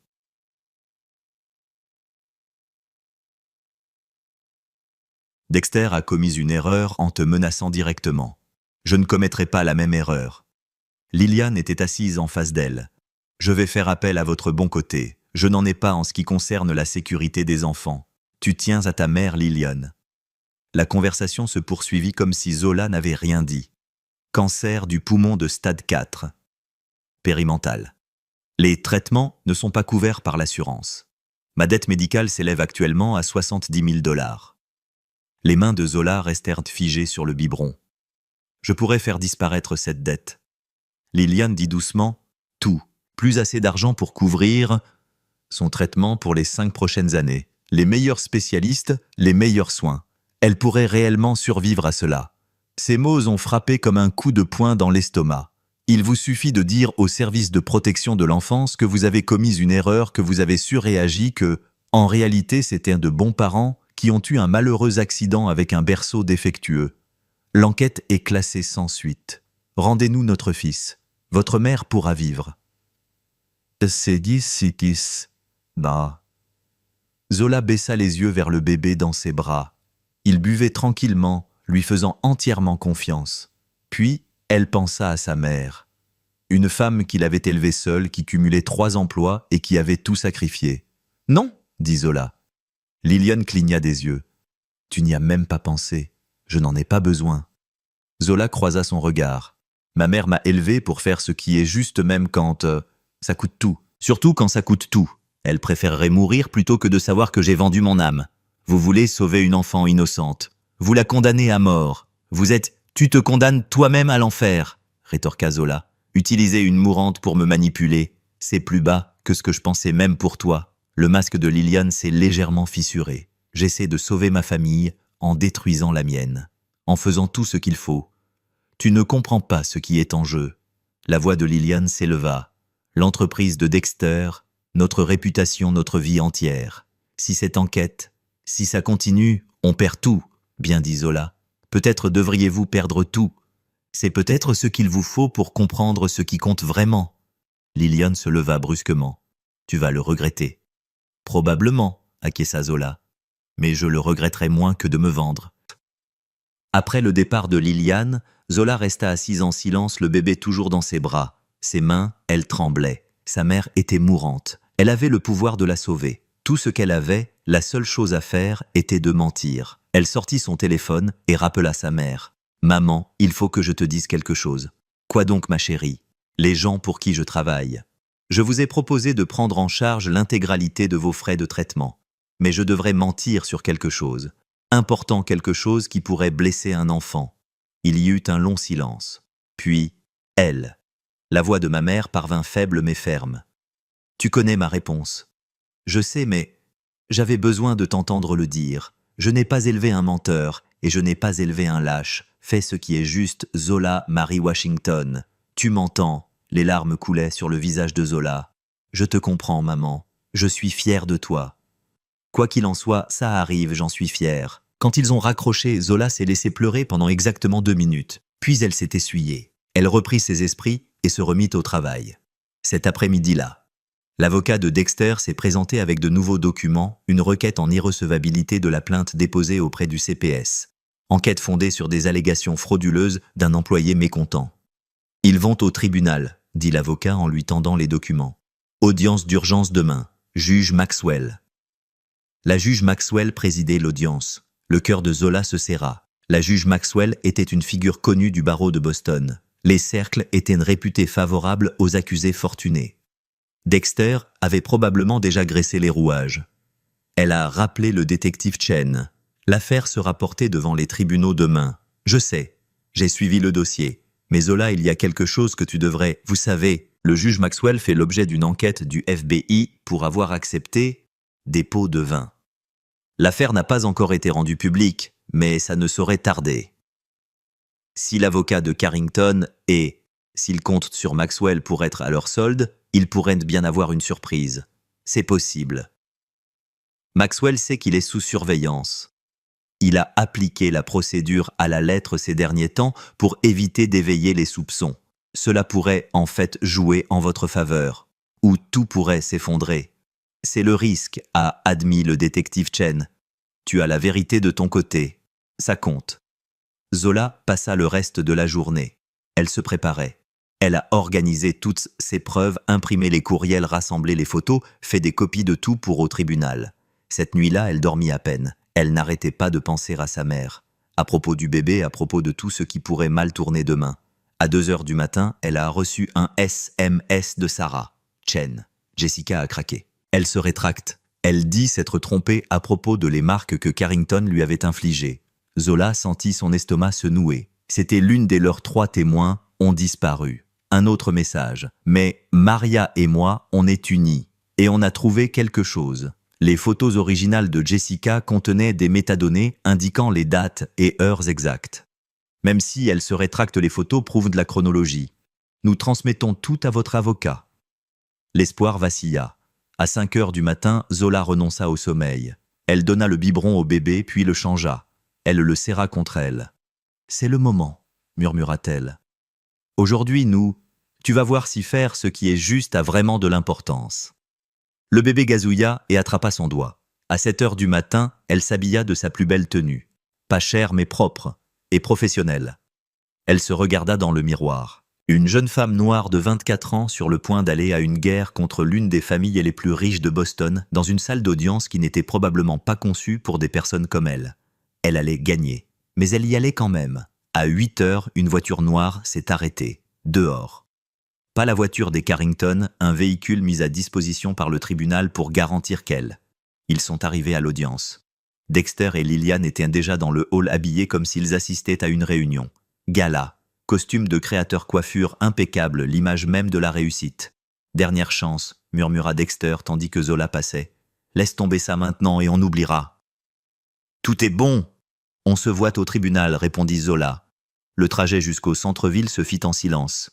Zola tenait le porte-bébé veillant à ce qu'il soit bien installé, confortablement installé. Il dormit profondément innocent et inconscient que tout son être était en danger.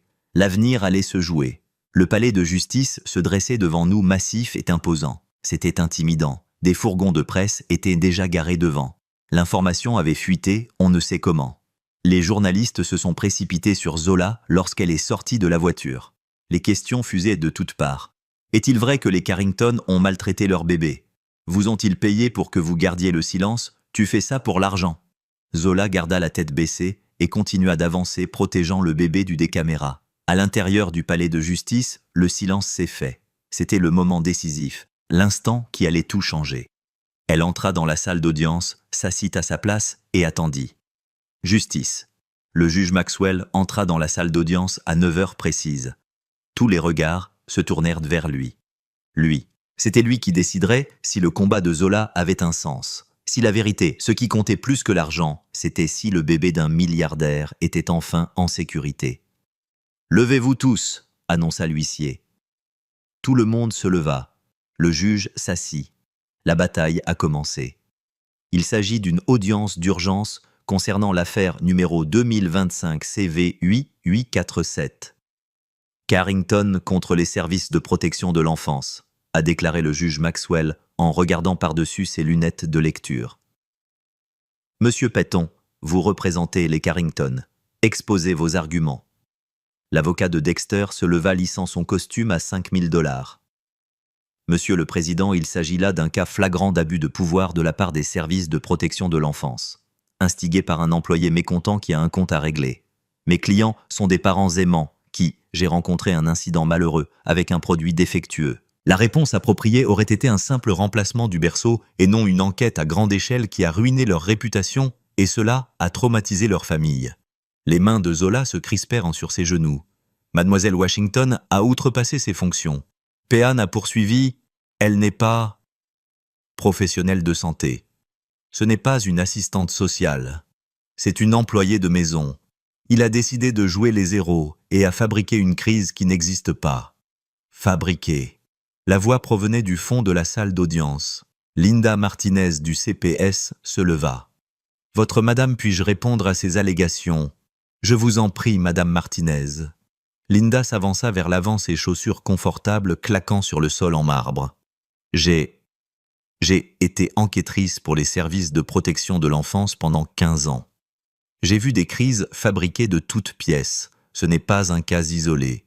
Il s'agit de négligences répétées et documentées qui ont mis la vie d'un nourrisson en danger. Risque. Elle a sorti une tablette. J'ai des photos d'escarres sur un bébé de 3 mois. Documentation médicale du docteur Patricia Morrison confirmant que ces blessures étaient dues à une exposition prolongée à un berceau défectueux. Des enregistrements vocaux, non pas d'une ni de deux, mais de 3 anciennes nounous qui ont toutes fait part des mêmes préoccupations et étaient réduites au silence par des accords de confidentialité et des pots de vin. Peut-on l'interrompit. Ces nounous étaient licenciés pour incompétence. Alors pourquoi les payer pour signer des accords de confidentialité ? Linda a rétorqué. S'ils étaient simplement incompétents, on les vire et on passe à autre chose. On ne leur verse pas des sommes considérables pour qu'ils ne parlent jamais de ce dont ils ont été témoins. C'est la conscience de la culpabilité. Le juge Maxwell se pencha en avant. « Monsieur Peton, avez-vous une explication concernant les accords de confidentialité, pratique courante dans les familles de personnalités publiques, votre honneur ? Question de respect de la vie privée. » « Vie privée ou dissimulation ?» a lancé Linda. Car l'une de ses nounous, Sarah Chen, a tout documenté. Date, heure, photo, avec des métadonnées qui ne peuvent pas être effacées. Elle a tenté de le signaler au pédiatre de famille, le docteur Reynolds, qui a rejeté ses préoccupations sans examen approfondi. Nous avons émis une assignation à comparaître pour le docteur Reynolds, le juge Maxwell l'a noté. Il témoignera plus tard dans la journée. Le visage de Dexter pâlit. Linda poursuivit, ce qui a scellé mon. La décision d'intervenir ne reposait pas uniquement sur les preuves matérielles, mais aussi sur le schéma comportemental. Face à la souffrance de leur enfant, les Carrington n'ont pas cherché d'aide. Ils n'ont pas réglé le problème. Ils ont attaqué les messagers. Cela en dit long sur leurs priorités. « Mes clients ont les moyens », a affirmé Peton. « Ils peuvent leur offrir les meilleurs soins. » « Les ressources sans responsabilité ne servent à rien », interrompit Linda. Ils avaient les meilleurs pédiatres que l'argent pouvait acheter et ont choisi d'ignorer leurs conseils lorsque cela les dérangeait. Ils avaient 3 nounous qualifiés et les ont renvoyés pour avoir dit la vérité. Ils avaient tous les avantages et les ont utilisés pour protéger leur image au lieu de celle de leur enfant. Le silence régnait dans la salle d'audience. Le juge Maxwell regarda Zola. « Mademoiselle Washington, J'aimerais avoir de vos nouvelles directement. Pourquoi vous êtes-vous impliquée ?» Zola se leva lentement, les jambes tremblantes. Parler en public la terrifiait, mais il ne s'agissait pas de sa peur, il s'agissait de « à propos du bébé ». « Votre honneur, je ne suis pas un héros. Je ne cherche à nuire à personne. Je suis simplement quelqu'un qui ne pouvait pas rester les bras croisés face à la souffrance d'un bébé. » Sa voix était douce, mais assurée. La première nuit où je l'ai entendu pleurer, j'ai eu un mauvais pressentiment. Ce n'étaient pas des pleurs normaux, mais des pleurs douloureux. Je pleurais. Et en y regardant de plus près, j'ai compris pourquoi. Elle a sorti son téléphone. J'ai des photos. Le cadre du berceau pourri. Le support métallique mal fixé qui lui enfonçait la pression dans le dos nuit après nuit. Les dégâts causés par l'humidité chez les Carrington. Ils ont ignoré le problème alors qu'ils vivent dans un penthouse de plusieurs millions de dollars et qu'un simple coup de fil aurait suffi à le régler. Le berceau était défectueux. Peton a commencé. Le berceau a été négligé. Zola reprit d'une voix plus assurée. Défectueux signifie qu'il est arrivé cassé. Négligé signifie qu'il s'est cassé parce que personne ne s'en est soucié. Il y a une différence. Le juge Maxwell hocha lentement la tête. Continuez. Quand j'ai montré à Madame Frank à quel point elle était petite, Carrington face aux dégâts n'a pas appelé de médecin. Elle n'a pas appelé d'entrepreneur. Elle s'est mise sur la défensive. Et quand j'ai insisté, après avoir obtenu de véritables soins médicaux, monsieur, Carrington a tenté de me licencier. Puis ils ont essayé de me corrompre. 200 000 $, puis 300 000, puis un demi-million pour que je mente, et on disait que tout allait bien. Des murmures d'étonnement parcoururent la salle d'audience. « C'est un mensonge !» cria Dexter en se levant. Asseyez-vous, monsieur Carrington, juge Maxwell. Elle invente tout ça pour attirer l'attention. J'ai dit « Asseyez-vous ». La voix du juge. Un claquement sec comme un fouet. Dexter s'assit. Le juge Maxwell regarda Zola. « Avez-vous des preuves de ces tentatives de corruption ?»« Non, votre honneur. Il s'agissait d'offres verbales. Mais je possède des SMS du détective James Chen du département de police de Boston qui attestent de harcèlement. De ma famille par des détectives privés engagés par monsieur Carrington. Et j'ai des appels téléphoniques menaçants adressés aux anciennes nounous qui proviennent de numéros liés à Carrington. Industrie. Peut-on transpirer à présent? Votre honneur, ceci. Tout dépend des circonstances. Parlons maintenant de ce qui n'en dépend pas. Linda Martinez a dit. Elle a sorti un gros dossier. Voici les dossiers médicaux de l'hôpital pour enfants où j'ai emmené le bébé pour un examen indépendant. Suite aux inquiétudes exprimées par Madame Washington. 3 pédiatres spécialistes différents. Les lésions de pression ont été confirmées. 2 signes d'asphyxie positionnelle ont été confirmés. Risque lié à l'instabilité du matelas. On a constaté des retards de développement constants. Avec des troubles du sommeil chronique. Elle a claqué le dossier sur la table. Ce bébé était en danger. Un danger bien réel. Non fabriqué. Non exagéré. Réel. La porte de la salle d'audience s'ouvrit. Le docteur Patricia Morrison entra. « Excusez-moi d'être en retard, votre honneur, » dit-elle. « Je terminais mon rapport officiel. » Elle a remis des copies au juge, à Linda et à Péton. Ce bébé présentait des signes de détresse chronique. Les lésions sont compatibles avec une exposition de plusieurs semaines, voire de plusieurs mois, à un environnement de sommeil non sécuritaire. Et lorsque j'ai interrogé les parents, aucun des deux n'a pu me donner d'informations de base sur les soins apportés à leur enfant, ses horaires d'alimentation ou ses habitudes de sommeil. « Nous avons des nounous pour ça », a déclaré Lillian depuis son siège sur un ton défensif. « Exactement », dit le docteur Morrison en se tournant vers elle. « Vous avez délégué tous les aspects de l'éducation de votre fils, sauf les séances photos. Vous saviez qu'il souffrait et vous ont choisi de ne rien faire car s'attaquer au problème aurait signifié admettre un échec. » Le visage de Lillian se décomposa. Le juge Maxwell examina le rapport médical en silence. La seconde s'étira en minutes. Finalement, il leva les yeux. « Je vais vous poser une question, monsieur et madame Carrington, et je veux une réponse honnête. Pouvez-vous me dire le poids actuel de votre fils? Silence. Pouvez-vous me dire quand a eu lieu son dernier examen pédiatrique? Silence. Pouvez-vous me dire à quelle heure se réveille-t-il généralement le matin? » Dexter regarda Lillian. Lillian baissa les yeux. Mademoiselle Washington a déclaré le juge. « Pouvez-vous répondre à ces questions ?» Zola s'est levé.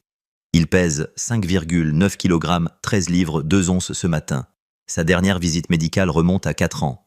Il y a quelques jours, j'ai vu le docteur Morrison. Il se réveille entre 6h et 6h30, prend son biberon à 7h et fait sa première sieste vers 9h. L'expression du juge Maxwell en disait long. « Votre honneur Peton a essayé désespérément. Mes clients ont subi un stress énorme. Le stress n'excuse pas la négligence, a déclaré le juge, et il ne l'excuse certainement pas. Il tentait de faire taire ceux qui essayaient d'aider votre enfant. » Il regarda Dexter. « Je rejette votre requête en irrecevabilité de l'enquête des services de protection de l'enfance. De plus, je prolonge la mesure temporaire. Modalité de garde. Madame Washington restera tutrice désignée par le tribunal jusqu'à l'enquête est close. »« C'est scandaleux !» s'exclama Dexter. « Ce qui est scandaleux, c'est que vous soyez plus bouleversé par la perte de contrôle que par la souffrance de votre fils. » Le juge Maxwell a déclaré froidement « L'audience est ajournée. Le CPS. L'enquête se poursuit. Nous nous réunirons à nouveau dans 30 jours pour une décision finale. » Il frappa son gable. C'était fini. Zola resta figé, incapable d'y croire, ce qui vient de se passer. Elle a gagné. Elle a vraiment gagné. Linda Martinez lui posa la main sur l'épaule. « Tu l'as fait. Nous l'avons fait. » Zola. Elle corrigea la voix tremblante. De l'autre côté de la salle d'audience, Dexter hurlait sur son avocat. Lillian resta immobile, les larmes ruisselant sur son visage. Les journalistes se précipitèrent vers elle. Ils quittèrent la salle d'audience, mais la sécurité du tribunal les retint. Dehors, Zola respira l'air froid. Elle sentit l'air de Boston et baissa les yeux vers le bébé dans ses bras. Il était réveillé maintenant, regardant elle, la regarda avec ses yeux confiants. « Tu es en sécurité », murmura-t-elle. Enfin, en sécurité. Son téléphone vibra un message de sa mère. « Je l'ai vu aux infos. Je suis fière de toi, ma chérie. » Zola sourit à travers ses larmes. Elle avait fait un sacrifice. Tout pour cet instant précis.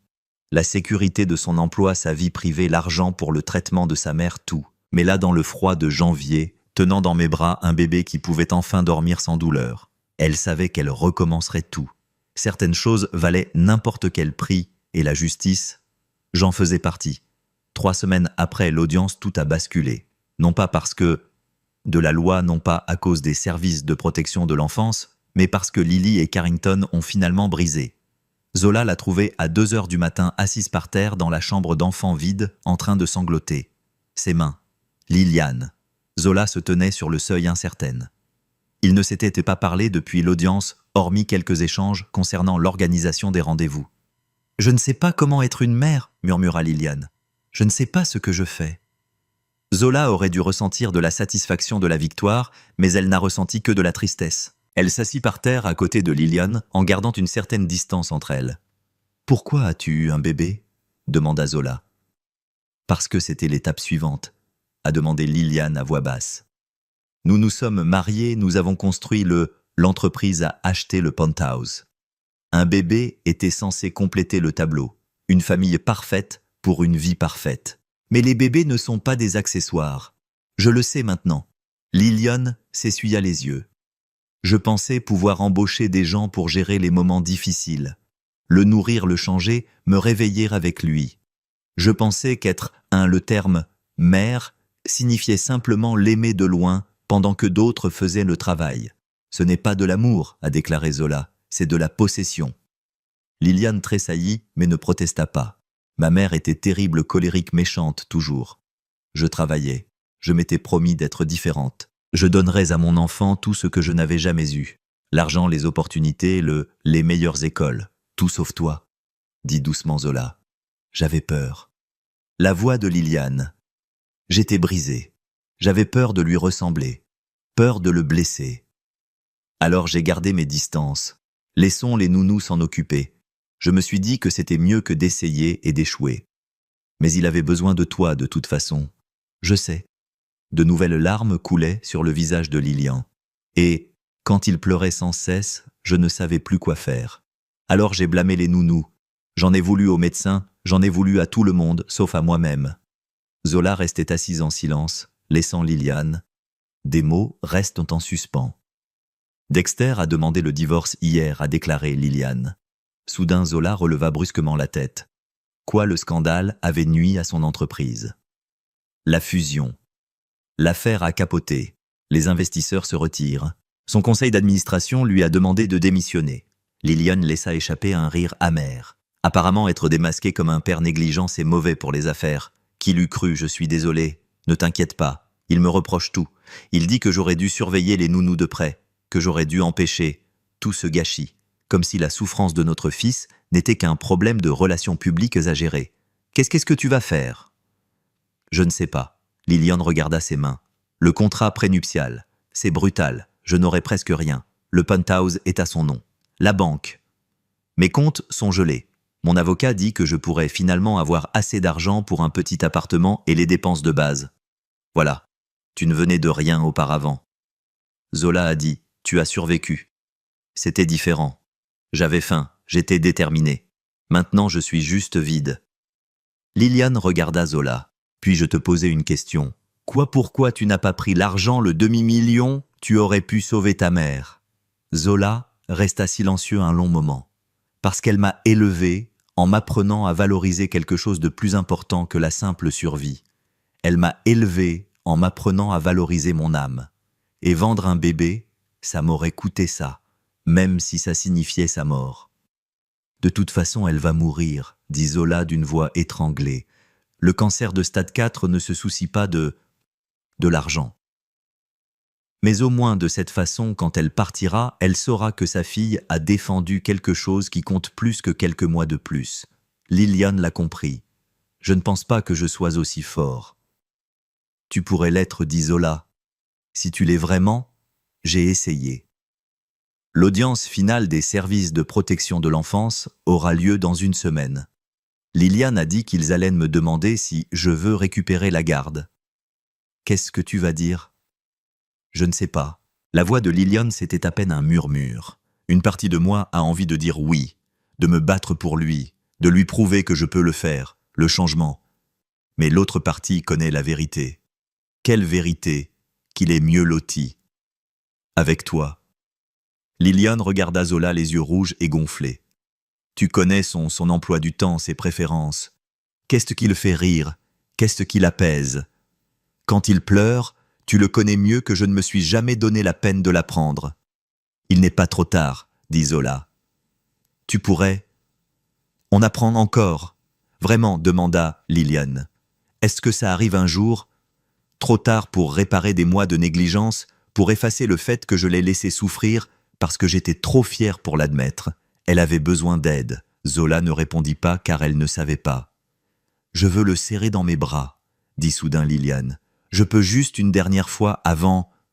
Tout fini, Zola hésita. Son instinct lui criait de dire non pour protéger le bébé de la femme qu'il avait si complètement déçue. Mais quelque chose dans le visage de Liliane l'arrêta. Une douleur authentique, un regret sincère. Peut-être même l'amour véritable enfoui sous des couches de peur et d'orgueil. « Viens avec moi », dit Zola.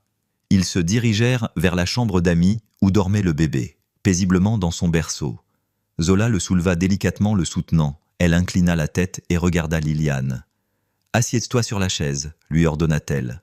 Liliane s'assit. Zola déposa le bébé dans ses bras, ajustant les mains de Liliane dans la bonne position. « Soutenez sa tête comme ceci. Gardez-le près de votre poitrine pour qu'il puisse vous entendre. » Le cœur du bébé battait. Liliane tenait d'abord son fils maladroitement, puis se détendit peu à peu. Le bébé remua. Mais il ne se réveilla pas, se blottissant dans les bras de sa mère. « Il est si petit », murmura Liliane. « Il grandit, il prend du poids. Le docteur Morrison dit qu'il se porte à merveille maintenant, grâce à vous. » Parce que quelqu'un avait enfin fait attention, corrigea Zola. Ils restèrent assis en silence. Liliane se balançait. Lentement, des larmes coulant sur la couverture de son fils, elle a dit « Je vais renoncer à la garde. » Enfin, à l'audience, je vais leur dire qu'ils devraient rester avec toi. Zola en eut le souffle coupé. Liliane, c'est la bonne chose à faire. C'est la seule chose que je puisse faire qui le fasse vraiment passer en premier. Liliane baissa les yeux vers le bébé. Je ne sais pas comment être ce dont il a besoin. Peut-être qu'un jour je le saurai, mais pour l'instant, aujourd'hui, tu es sa mère à tous les égards. Le tribunal pourrait ne pas me permettre de le garder. Zola a dit « Je ne suis pas riche, je n'ai pas une grande maison, je suis juste... Tu es tout pour moi. » Il en a besoin. Liliane l'interrompit, et j'en témoignerai. Je leur dirai « Oh Laure, la vérité. Que je l'ai laissé tomber et que tu l'as sauvé, qu'il mérite mieux que ça. Moi. » Et Dexter va se battre. Bien sûr qu'il volonté. Non pas parce qu'il veut notre fils, mais parce que perdre la garde est une autre affaire publique. L'humiliation, il ne la supporte pas. La voix de Liliane se durcit. Mais j'ai des informations sur son entreprise, sur l'enquête pour fraude. Le détective Chen a évoqué des choses que j'ai gardées secrètes pendant des années. Quel genre d'informations? Celles qui pourraient le mettre en prison. Liliane a dit « Je les échangerai. » Son témoignage et sa liberté en échange de l'abandon de sa garde sans résistance. Zola la fixa du regard. « Tu fais ça? Pour mon fils. » « Oui. » Liliane embrassa doucement le front du bébé. « C'est probablement la seule bonne chose que je ferai jamais pour lui, mais au moins c'est... quelque chose. » Le bébé bâilla et ouvrit les yeux regardant sa mère. Juste un instant. À cet instant, Liliane sourit. Un vrai sourire doux et sincère. « Salut mon amour, » murmura-t-elle. « Je suis désolée de ne pas avoir été là pour toi. Je suis vraiment désolée. » Le bébé attrapa son doigt de sa petite main. Le visage de Liliane se décomposa. Elle regarda Zola. « Prenez-le, je vous en prie, avant que je ne change d'avis. » Zola leva l'enfant. Liliane prit délicatement le bébé dans ses bras. Elle se leva et se dirigea vers la fenêtre contemplant la silhouette de Boston. « Dans une semaine, dit-elle, dans une semaine, tout cela sera terminé. Et peut-être que s'il existe une quelconque justice dans ce monde, il aura la vie qu'il mérite. »« Et toi ?» demanda Zola. « Que vas-tu faire ?»« Recommencer, répondit Liliane. Loin d'ici. Un endroit où je pourrais enfin découvrir qui je suis sans chercher à être parfaite. Elle quitta la pièce sans se retourner. Zola serra le bébé contre elle, son esprit, la course. Une semaine avant l'audience finale. Une semaine avant que tout soit fini. Elle avait décidé que Dexter se battrait. Elle le savait. Même avec le témoignage de Liliane et des preuves accablantes pesaient sur lui, il avait de l'argent, du pouvoir et des relations.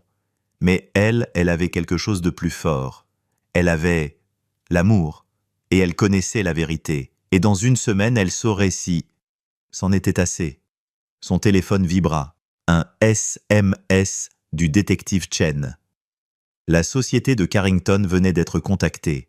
Perquisition du FBI. Accusation de fraude financière à venir. Je veux utiliser ça lors de l'audience. Zola s'autorisa un léger sourire. L'Empire s'effondrait, et de ses cendres peut-être pourrait-on renaître quelque chose de meilleur. Elle baissa les yeux vers le bébé dans ses bras. Encore une semaine, mon petit. Juste une semaine de plus, et on saura si on l'a. Rester ensemble. Le bébé gazouilla doucement comme s'il comprenait. Dehors, les lumières de la ville scintillaient sur le ciel sombre. Tout allait changer, et pour. Pour la première fois depuis des mois, Zola ressentit quelque chose qui ressemblait à de l'espoir. L'audience finale eut lieu par un froid matin de février. C'était le moment décisif. Le moment décisif qui allait décider si une jeune femme de ménage de 24 ans originaire d'Atlanta pourrait garder l'enfant d'un milliardaire. Le moment où cela prouverait si le courage avait une quelconque valeur dans un monde bâti sur l'argent. Juge Maxwell. Ils entrèrent dans la salle d'audience. Tout le monde se leva. La bataille commença une dernière fois. Il s'agit de l'audience de décision finale pour l'affaire 2025 C. V. 8847. Le juge a annoncé « J'ai examiné toutes les preuves, les témoignages et les rapports de services de protection de l'enfance. Avant de rendre ma décision, je souhaite entendre les parents. » Dexter Carrington se leva. Il avait changé, il paraissait plus mince, plus vieux. Le raid du FBI. L'incident s'était produit il y a 3 jours. Son entreprise faisait l'objet d'une enquête. Son conseil d'administration avait voté. Il l'a écarté. La fusion était morte, mais il continuait de se battre. « Monsieur le juge, j'ai fait des erreurs. Je le reconnais. Mais je suis toujours moi-même. Je suis le père de l'enfant. J'ai des droits et j'ai pris des mesures pour corriger mes erreurs. Embaucher une nounou à temps plein, rénover la chambre d'enfant avec des équipements de sécurité ultramodernes, inscrits à des cours de parentalité, courts, tous au cours de la semaine dernière, a fait remarquer le juge Maxwell d'un ton sec. Mieux vaut tard que jamais, a déclaré Dexter sur la défensive. Je suis prêt à être le père de mon fils. Besoin. Mademoiselle Washington a peut-être de bonnes intentions, mais elle manque de ressources. La stabilité. Elle ne peut pas m'offrir ce que je peux. L'argent ne fait pas tout, monsieur Carrington. Comme cette affaire l'a prouvé, a déclaré le juge. Dexter s'est assis la mâchoire serrée. Madame Carrington. Le juge Maxwell regarda Liliane. Elle se leva lentement. Elle portait une robe simple, pas de bijoux, pas de marque. Elle paraissait vulnérable, authentique. Monsieur le juge, je ne vais pas me battre pour la garde, dit-elle doucement. La salle d'audience, des chuchotements éclatèrent. Lilian, qu'est-ce que tu fais siffla Dexter. Elle l'ignora. Je vais... Dis plutôt la vérité. J'ai complètement failli à mon rôle de père. J'étais tellement obsédé par... J'ai donné l'impression d'ignorer sa souffrance. J'ai fait taire ceux qui essayaient de l'aider. J'ai préféré préserver ma réputation plutôt que sa sécurité. Sa voix tremblait, mais elle ne s'est pas brisée. Zola Washington a fait ce que j'aurais dû faire dès le début. Elle a fait passer mon fils avant tout. Elle a tout risqué pour le protéger. Lui. Et grâce à elle, il est maintenant en bonne santé, heureux et épanoui. C'est de la folie, s'exclama Dexter. Tu abandonnes notre enfant. Je... lui donner une chance, corrigea Liliane en se tournant vers son futur ex-mari. Quelque chose que nous n'avons jamais fait. Et j'en ai assez de te couvrir, Dexter. J'en ai assez de prétendre que nous sommes des gens bien qui avons fait des erreurs. Non. Nous sommes des personnes égoïstes qui ont fait du mal à notre propre enfant. Elle sortit une enveloppe de son sac. Monsieur le juge, ceci contient la preuve de fraude financière chez Carrington Industries. Des documents montrent que Dexter a sciemment falsifié des rapports aux investisseurs. Des courriels prouvent qu'il était au courant de l'enquête du FBI il y a plusieurs mois. Je soumets ces éléments pour appuyer ma demande. Un témoignage attestant qu'il est inapte à la garde. Le visage de Dexter devint blanc. Tu ne peux pas. C'est déjà fait. Liliane a dit. J'ai parlé au FBI il y a 2 jours. Tout. Votre liberté contre la sécurité de notre fils. Voilà le marché. Vous avez tout détruit. Moi, cria Dexter. Non, répondit Liliane calmement. Tu t'es détruit toi-même. Il a cessé de vous protéger. Le juge Maxwell a marmonné. Monsieur Carrington, asseyez-vous. Assieds-toi ou je te fais expulser. Dexter s'est effondré sur son siège, son empire s'effondrait autour de lui. Le juge se tourna vers Zola. Mademoiselle Washington s'approcha du banc. Zola se leva les jambes tremblantes. Elle marcha. Elle s'avançait consciente de tous les regards posés sur elle. « J'ai lu votre dossier, juge Maxwell, dit-il. Tu cumules 2 emplois. Tu envoies de l'argent à ta mère à Atlanta. Tu n'as pas casier judiciaire vierge, pas d'antécédents d'instabilité, mais vous n'avez pas non plus de richesse ou ressources conventionnelles. Non, votre honneur, dit Zola d'une voix calme. Dites-moi pourquoi vous devriez avoir la garde de cet enfant. Zola prit une inspiration. Parce que je l'aime lui, pas l'idée que je me fais de lui, pas ce qu'il représente. Je sais qu'il a faim avant même qu'il ne pleure. Je sais qu'il aime être tenu sur le côté gauche, car les battements de mon cœur le calment. Je sais qu'il commence à reconnaître les visages et les sons. Je le sais parce que je suis attentive. Parce que pour moi, il n'est ni un accessoire, ni un fardeau. C'est une personne qui mérite, quelqu'un qui le voit vraiment. Sa voix s'est faite plus forte. Je n'ai pas d'argent, je n'ai pas de manoir. Mais j'ai du temps, j'ai de la patience. Mon amour est inconditionnel à ce qu'il soit parfait, silencieux ou autre. C'est pratique. Et je vous le promets, votre honneur, si vous me permettez de le garder, je passerai chaque jour prouvant qu'il valait la peine de se battre pour lui. Le silence régnait dans la salle d'audience. Le juge Maxwell, il regarda ses notes, puis le bébé qui dormait paisiblement dans les bras de Zola, puis de nouveau Zola. En 15 ans de carrière comme juge, j'ai traité de nombreux cas de garde d'enfants. Parents riches, parents pauvres, des parents de bons parents, de mauvais parents. Mais j'ai rarement vu quelqu'un se battre avec autant d'acharnement, alors que vous vous battiez pour un enfant qui n'est pas légalement le vôtre. Il marqua une pause. Cependant, la loi est complexe. Vous n'avez aucun lien de parenté. Vous n'êtes pas famille d'accueil agréée. En théorie, cet enfant devrait être placé en famille d'accueil en attendant qu'une solution permanente soit trouvée. Le cœur de Zola se serra. Mais le juge poursuivit, « J'ai un pouvoir discrétionnaire dans les cas exceptionnels. Les circonstances sont telles que cette affaire est tout à fait exceptionnelle. » Il regarda Dexter. « Monsieur Carrington, vous avez révélé une tendance de négligence, de tentative de corruption et font maintenant face à de graves accusations criminelles. Je mets fin à vos droits parentaux avec effet immédiat. » Dexter commença à protester. Son avocat, il le fit retomber. Le juge Maxwell se tourna vers Liliane. « Madame Carrington, votre honnêteté aujourd'hui témoigne d'une évolution positive. Mais c'est trop peu trop tard. Toutefois, votre reddition volontaire et votre coopération avec les autorités seront prises en compte favorablement si vous souhaitez thérapie et visite supervisée à terme. » Liliane hocha la tête, les larmes coulant sur ses joues. Le juge finit par regarder Zola. « Mademoiselle Washington, je vous accorde la garde d'urgence en famille d'accueil avec possibilité d'adoption. Vous travaillerez avec CPS pour satisfaire aux exigences d'agrément. Vous recevrez le soutien et les ressources de l'État et en 6. Dans quelques mois, nous nous réunirons à nouveau pour finaliser l'adoption définitive. » Les genoux de Zola ont failli lâcher. « Merci, votre honneur. Merci. » « Ne me remerciez pas, » a dit le juge Maxwell. « Félicite-toi. Tu l'as mérité, » il a marmonné. Ce tribunal et l'audience fut ajournée. La salle d'audience explosa de joie. Les journalistes se précipitèrent. Dexter était des cris. Liliane pleurait, mais Zola serrait simplement le bébé contre elle, les larmes aux yeux. La joie illuminait son visage. Linda Martinez apparut à ses côtés. « Félicitations, maman. Je suis vraiment sa mère. » « Atisi, imo escassi. » Zola. « À tous les égards importants, » murmura Linda encore incrédule. « Maintenant, il faut vous sortir d'ici avant que le cirque médiatique ne vous engloutisse tout entier. » Ta konye. Osao. Ils s'échappèrent par une sortie latérale. Dehors, l'air de février était vif et pur.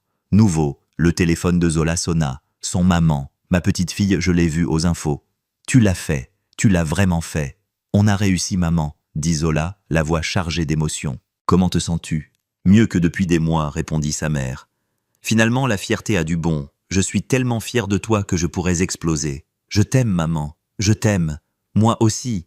Maintenant, amenez mon petit-fils à la maison pour qu'il rencontre sa grand-mère. Zola rit à travers ses larmes. Bientôt elle promit. Elle raccrocha et baissa les yeux vers le bébé.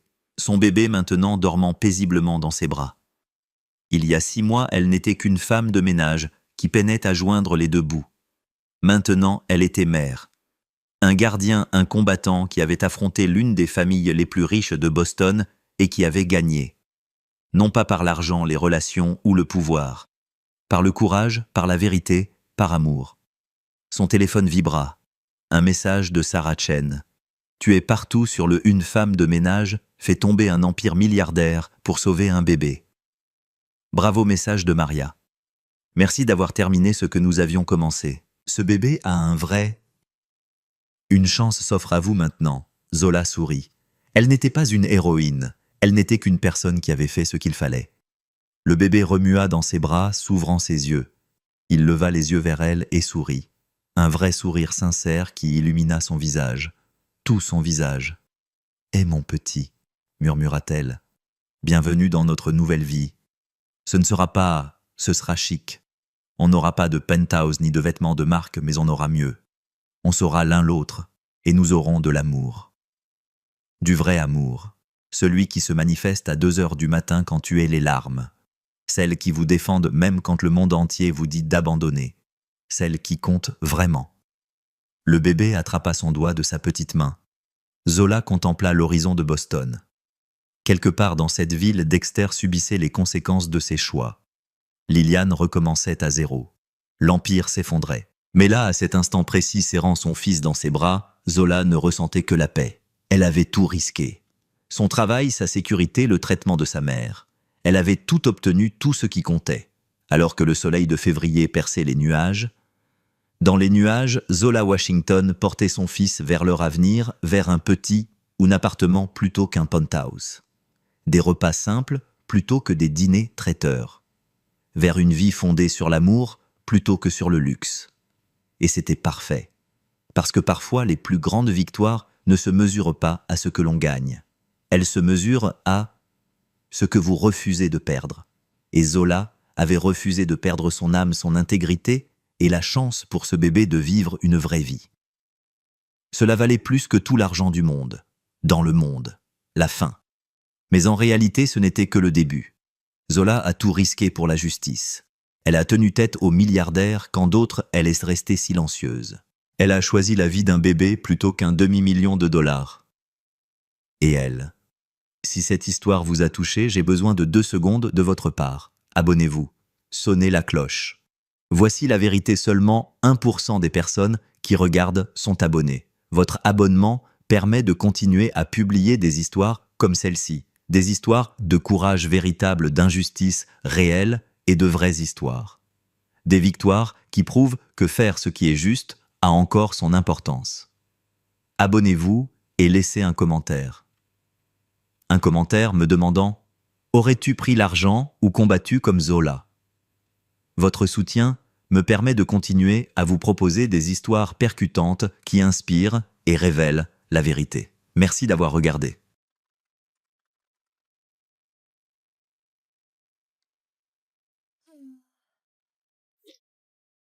Yeah, I did wish it told us like what ranks. Like I know rank has nothing to do with it, but like I'm just curious. And I don't want to go tracker to fucking look at that shit.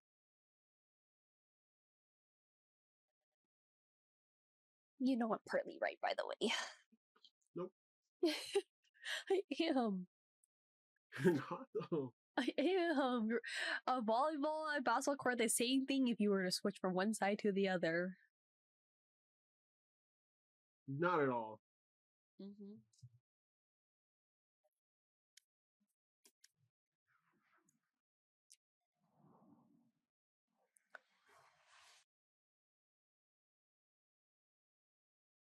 Paris, did you decide if you're gonna play Valorant?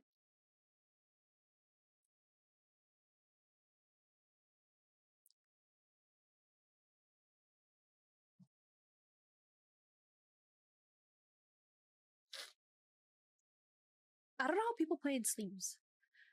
This made me realize that I don't think I could play if I did ever get a sleeve. You know, like how Day plays in one. I don't know if I could play Like in the one. arm sleeve? Yeah, Yeah, but it's like a but it's like- nylon sleeve. That's true. I know. I just could feel it like slide against my mouse pad, and then.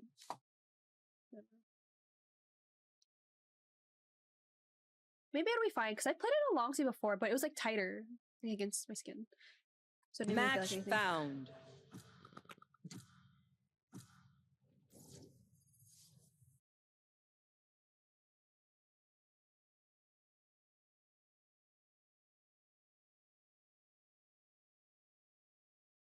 What the fuck? I guess I'll fail. Huh? No, I'm thinking.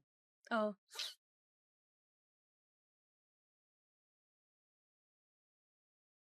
There's so much fuzzies on my Nito. I need to wash it.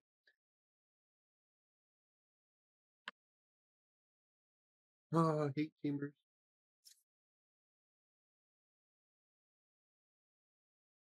I could smell them.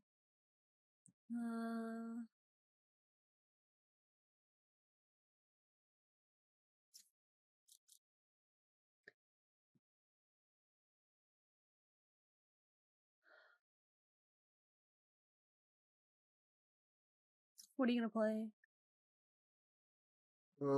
No idea. I feel like I'm gonna be on Duelist though.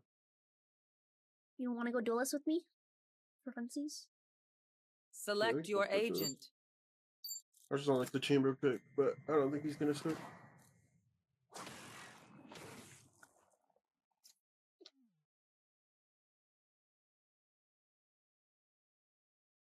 That's fair. I mean, Brim is better They on have this map. no idea how hard I just think it's this easier to I play fucking Clove because I get a heal. What the fuck is this 10,000 immortal? That means he was last place immortal. Oh. It only goes to Well- 10,000.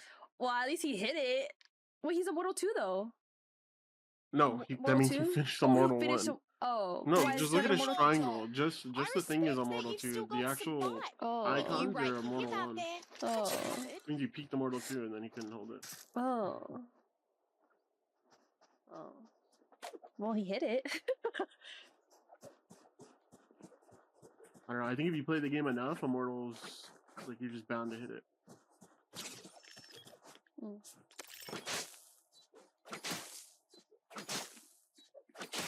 Like you just get on like a really good win streak and you just keep it going. Hi, You're just, Annie. bound to hit it. Good morning.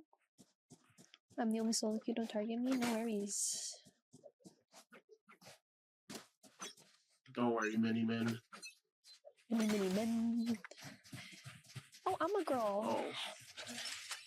Flash me into something. Oh. Chaos is up. Launching smoke. 1 CT, 2 CT. Plays out.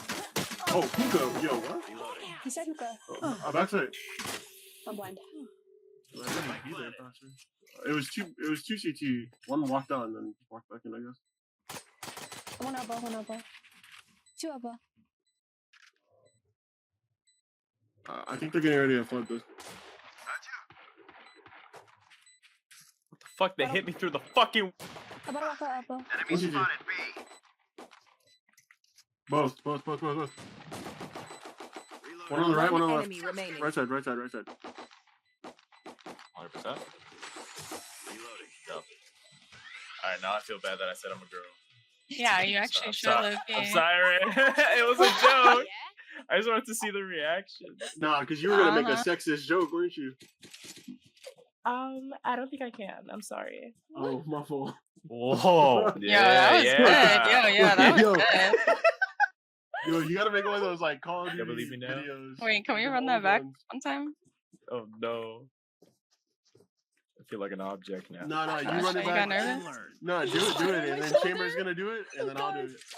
Hi, Okay, Ace. I for just real. joined. So confused. Yo, Chamber, your turn. No, Yeah. Your turn. You got it. No, Chamber bro, hit like you. 50. Oh There's two more chambers We dead. can go ahead. my god, it was on my head. Yeah, Loki, I got the flu He right might be now. in there, so I'm not walking on it. Let me flash. So good luck. Get some TP. We're behind us. Yeah. Dead. I'm reloading. Oh yeah, just kill them all. I'm blind. I'm coming. Oh! Bitch is just all the way Spike pulled down out. B. One enemy remaining. Where is Has he? a bulldog. Oh, He's demon. no bomb. I gotta reload. Cutting their vision. He's reloading. Yeah. That's done. Quick break. Alright, so why did Ray say like, oh, when I said I'm a Yeah, girl? yeah, low key. Low key. Yeah. I was like, wait a minute, there's two of them. That's Reyna's duo, dude. I don't know. Wait, what did Wait, he say? what? Wait, what did I He's say? like, oh. Yeah, I said I'm a girl in chat, and No, because I fucking said, Reyes just oh. goes, oh. I said all good mini men, and then you said you're a girl, and I said, oh, because you're Yeah, mini exactly. men. Should I drop him? or Low something? key. I low key might Yeah, have picked it drop. up. Should I I'm just drop him as saying. a duo? Shit. fuck you did want I to do a do? trio? You want... Oh, wait, bro. No, for we real. duo instead. What Let's did I girls. do? Let's go to the trio. Yo, Chamber, wake up. Chamber left side! Enemy spotted B. Enemy spotted B. Blinded. Wait. Launching smoke. I'm in. Trip on that box. Just here. Backside, 149, 149, backside. Cutting their vision. By the way, it's a 3v4. Chamber, remember, What? You're behind us. What? Spike down. In tube, in B. tube. Yeah, where'd Chamber go? 149. Isn't that your duo? Yeah, bro. I think I gotta drop him. Hello? Bro, where is he? I don't know. We would have won this round. I hit Clove for 149. Wait, don't say anything. Wait, where is he? I'm so Alright, let me confused on who's explain myself. talking. Let him know when Clove's back. So, or- I was freaking out reloading. I was like, shit, let me re-smoke. I turned So you around. let us all Race get back just- shots? Race just gave me bad 30 shots, seconds bro. left. Bro, you got a 2-for-1 right there. What a first game. That was so fucking funny. And I was so confused. Stop. This was is like, so how? funny. No, like, I feel like you definitely do that in your free time. Like, Oh, who are I you for sure scamming, do. bruh? For years. Wait, does she know what 10 her duo seconds went? left. How many free skins you got? Oh.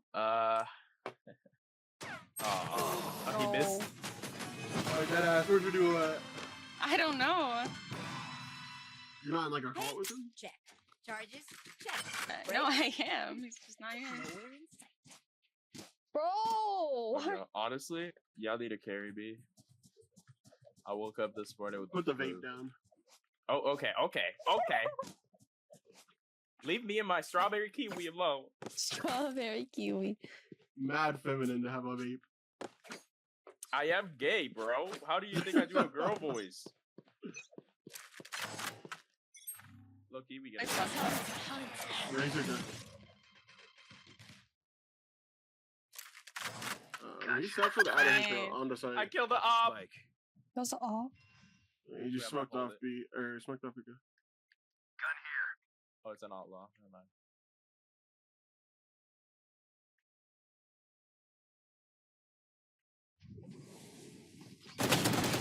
What the Oh. fuck? He doesn't know my name. Holy shit. Yeah, fuck you. Razor sight. I didn't know he was gonna swing that. I was gonna look for. So... Yeah. Oh my god. Nice. Elbow, Razor elbow. sight.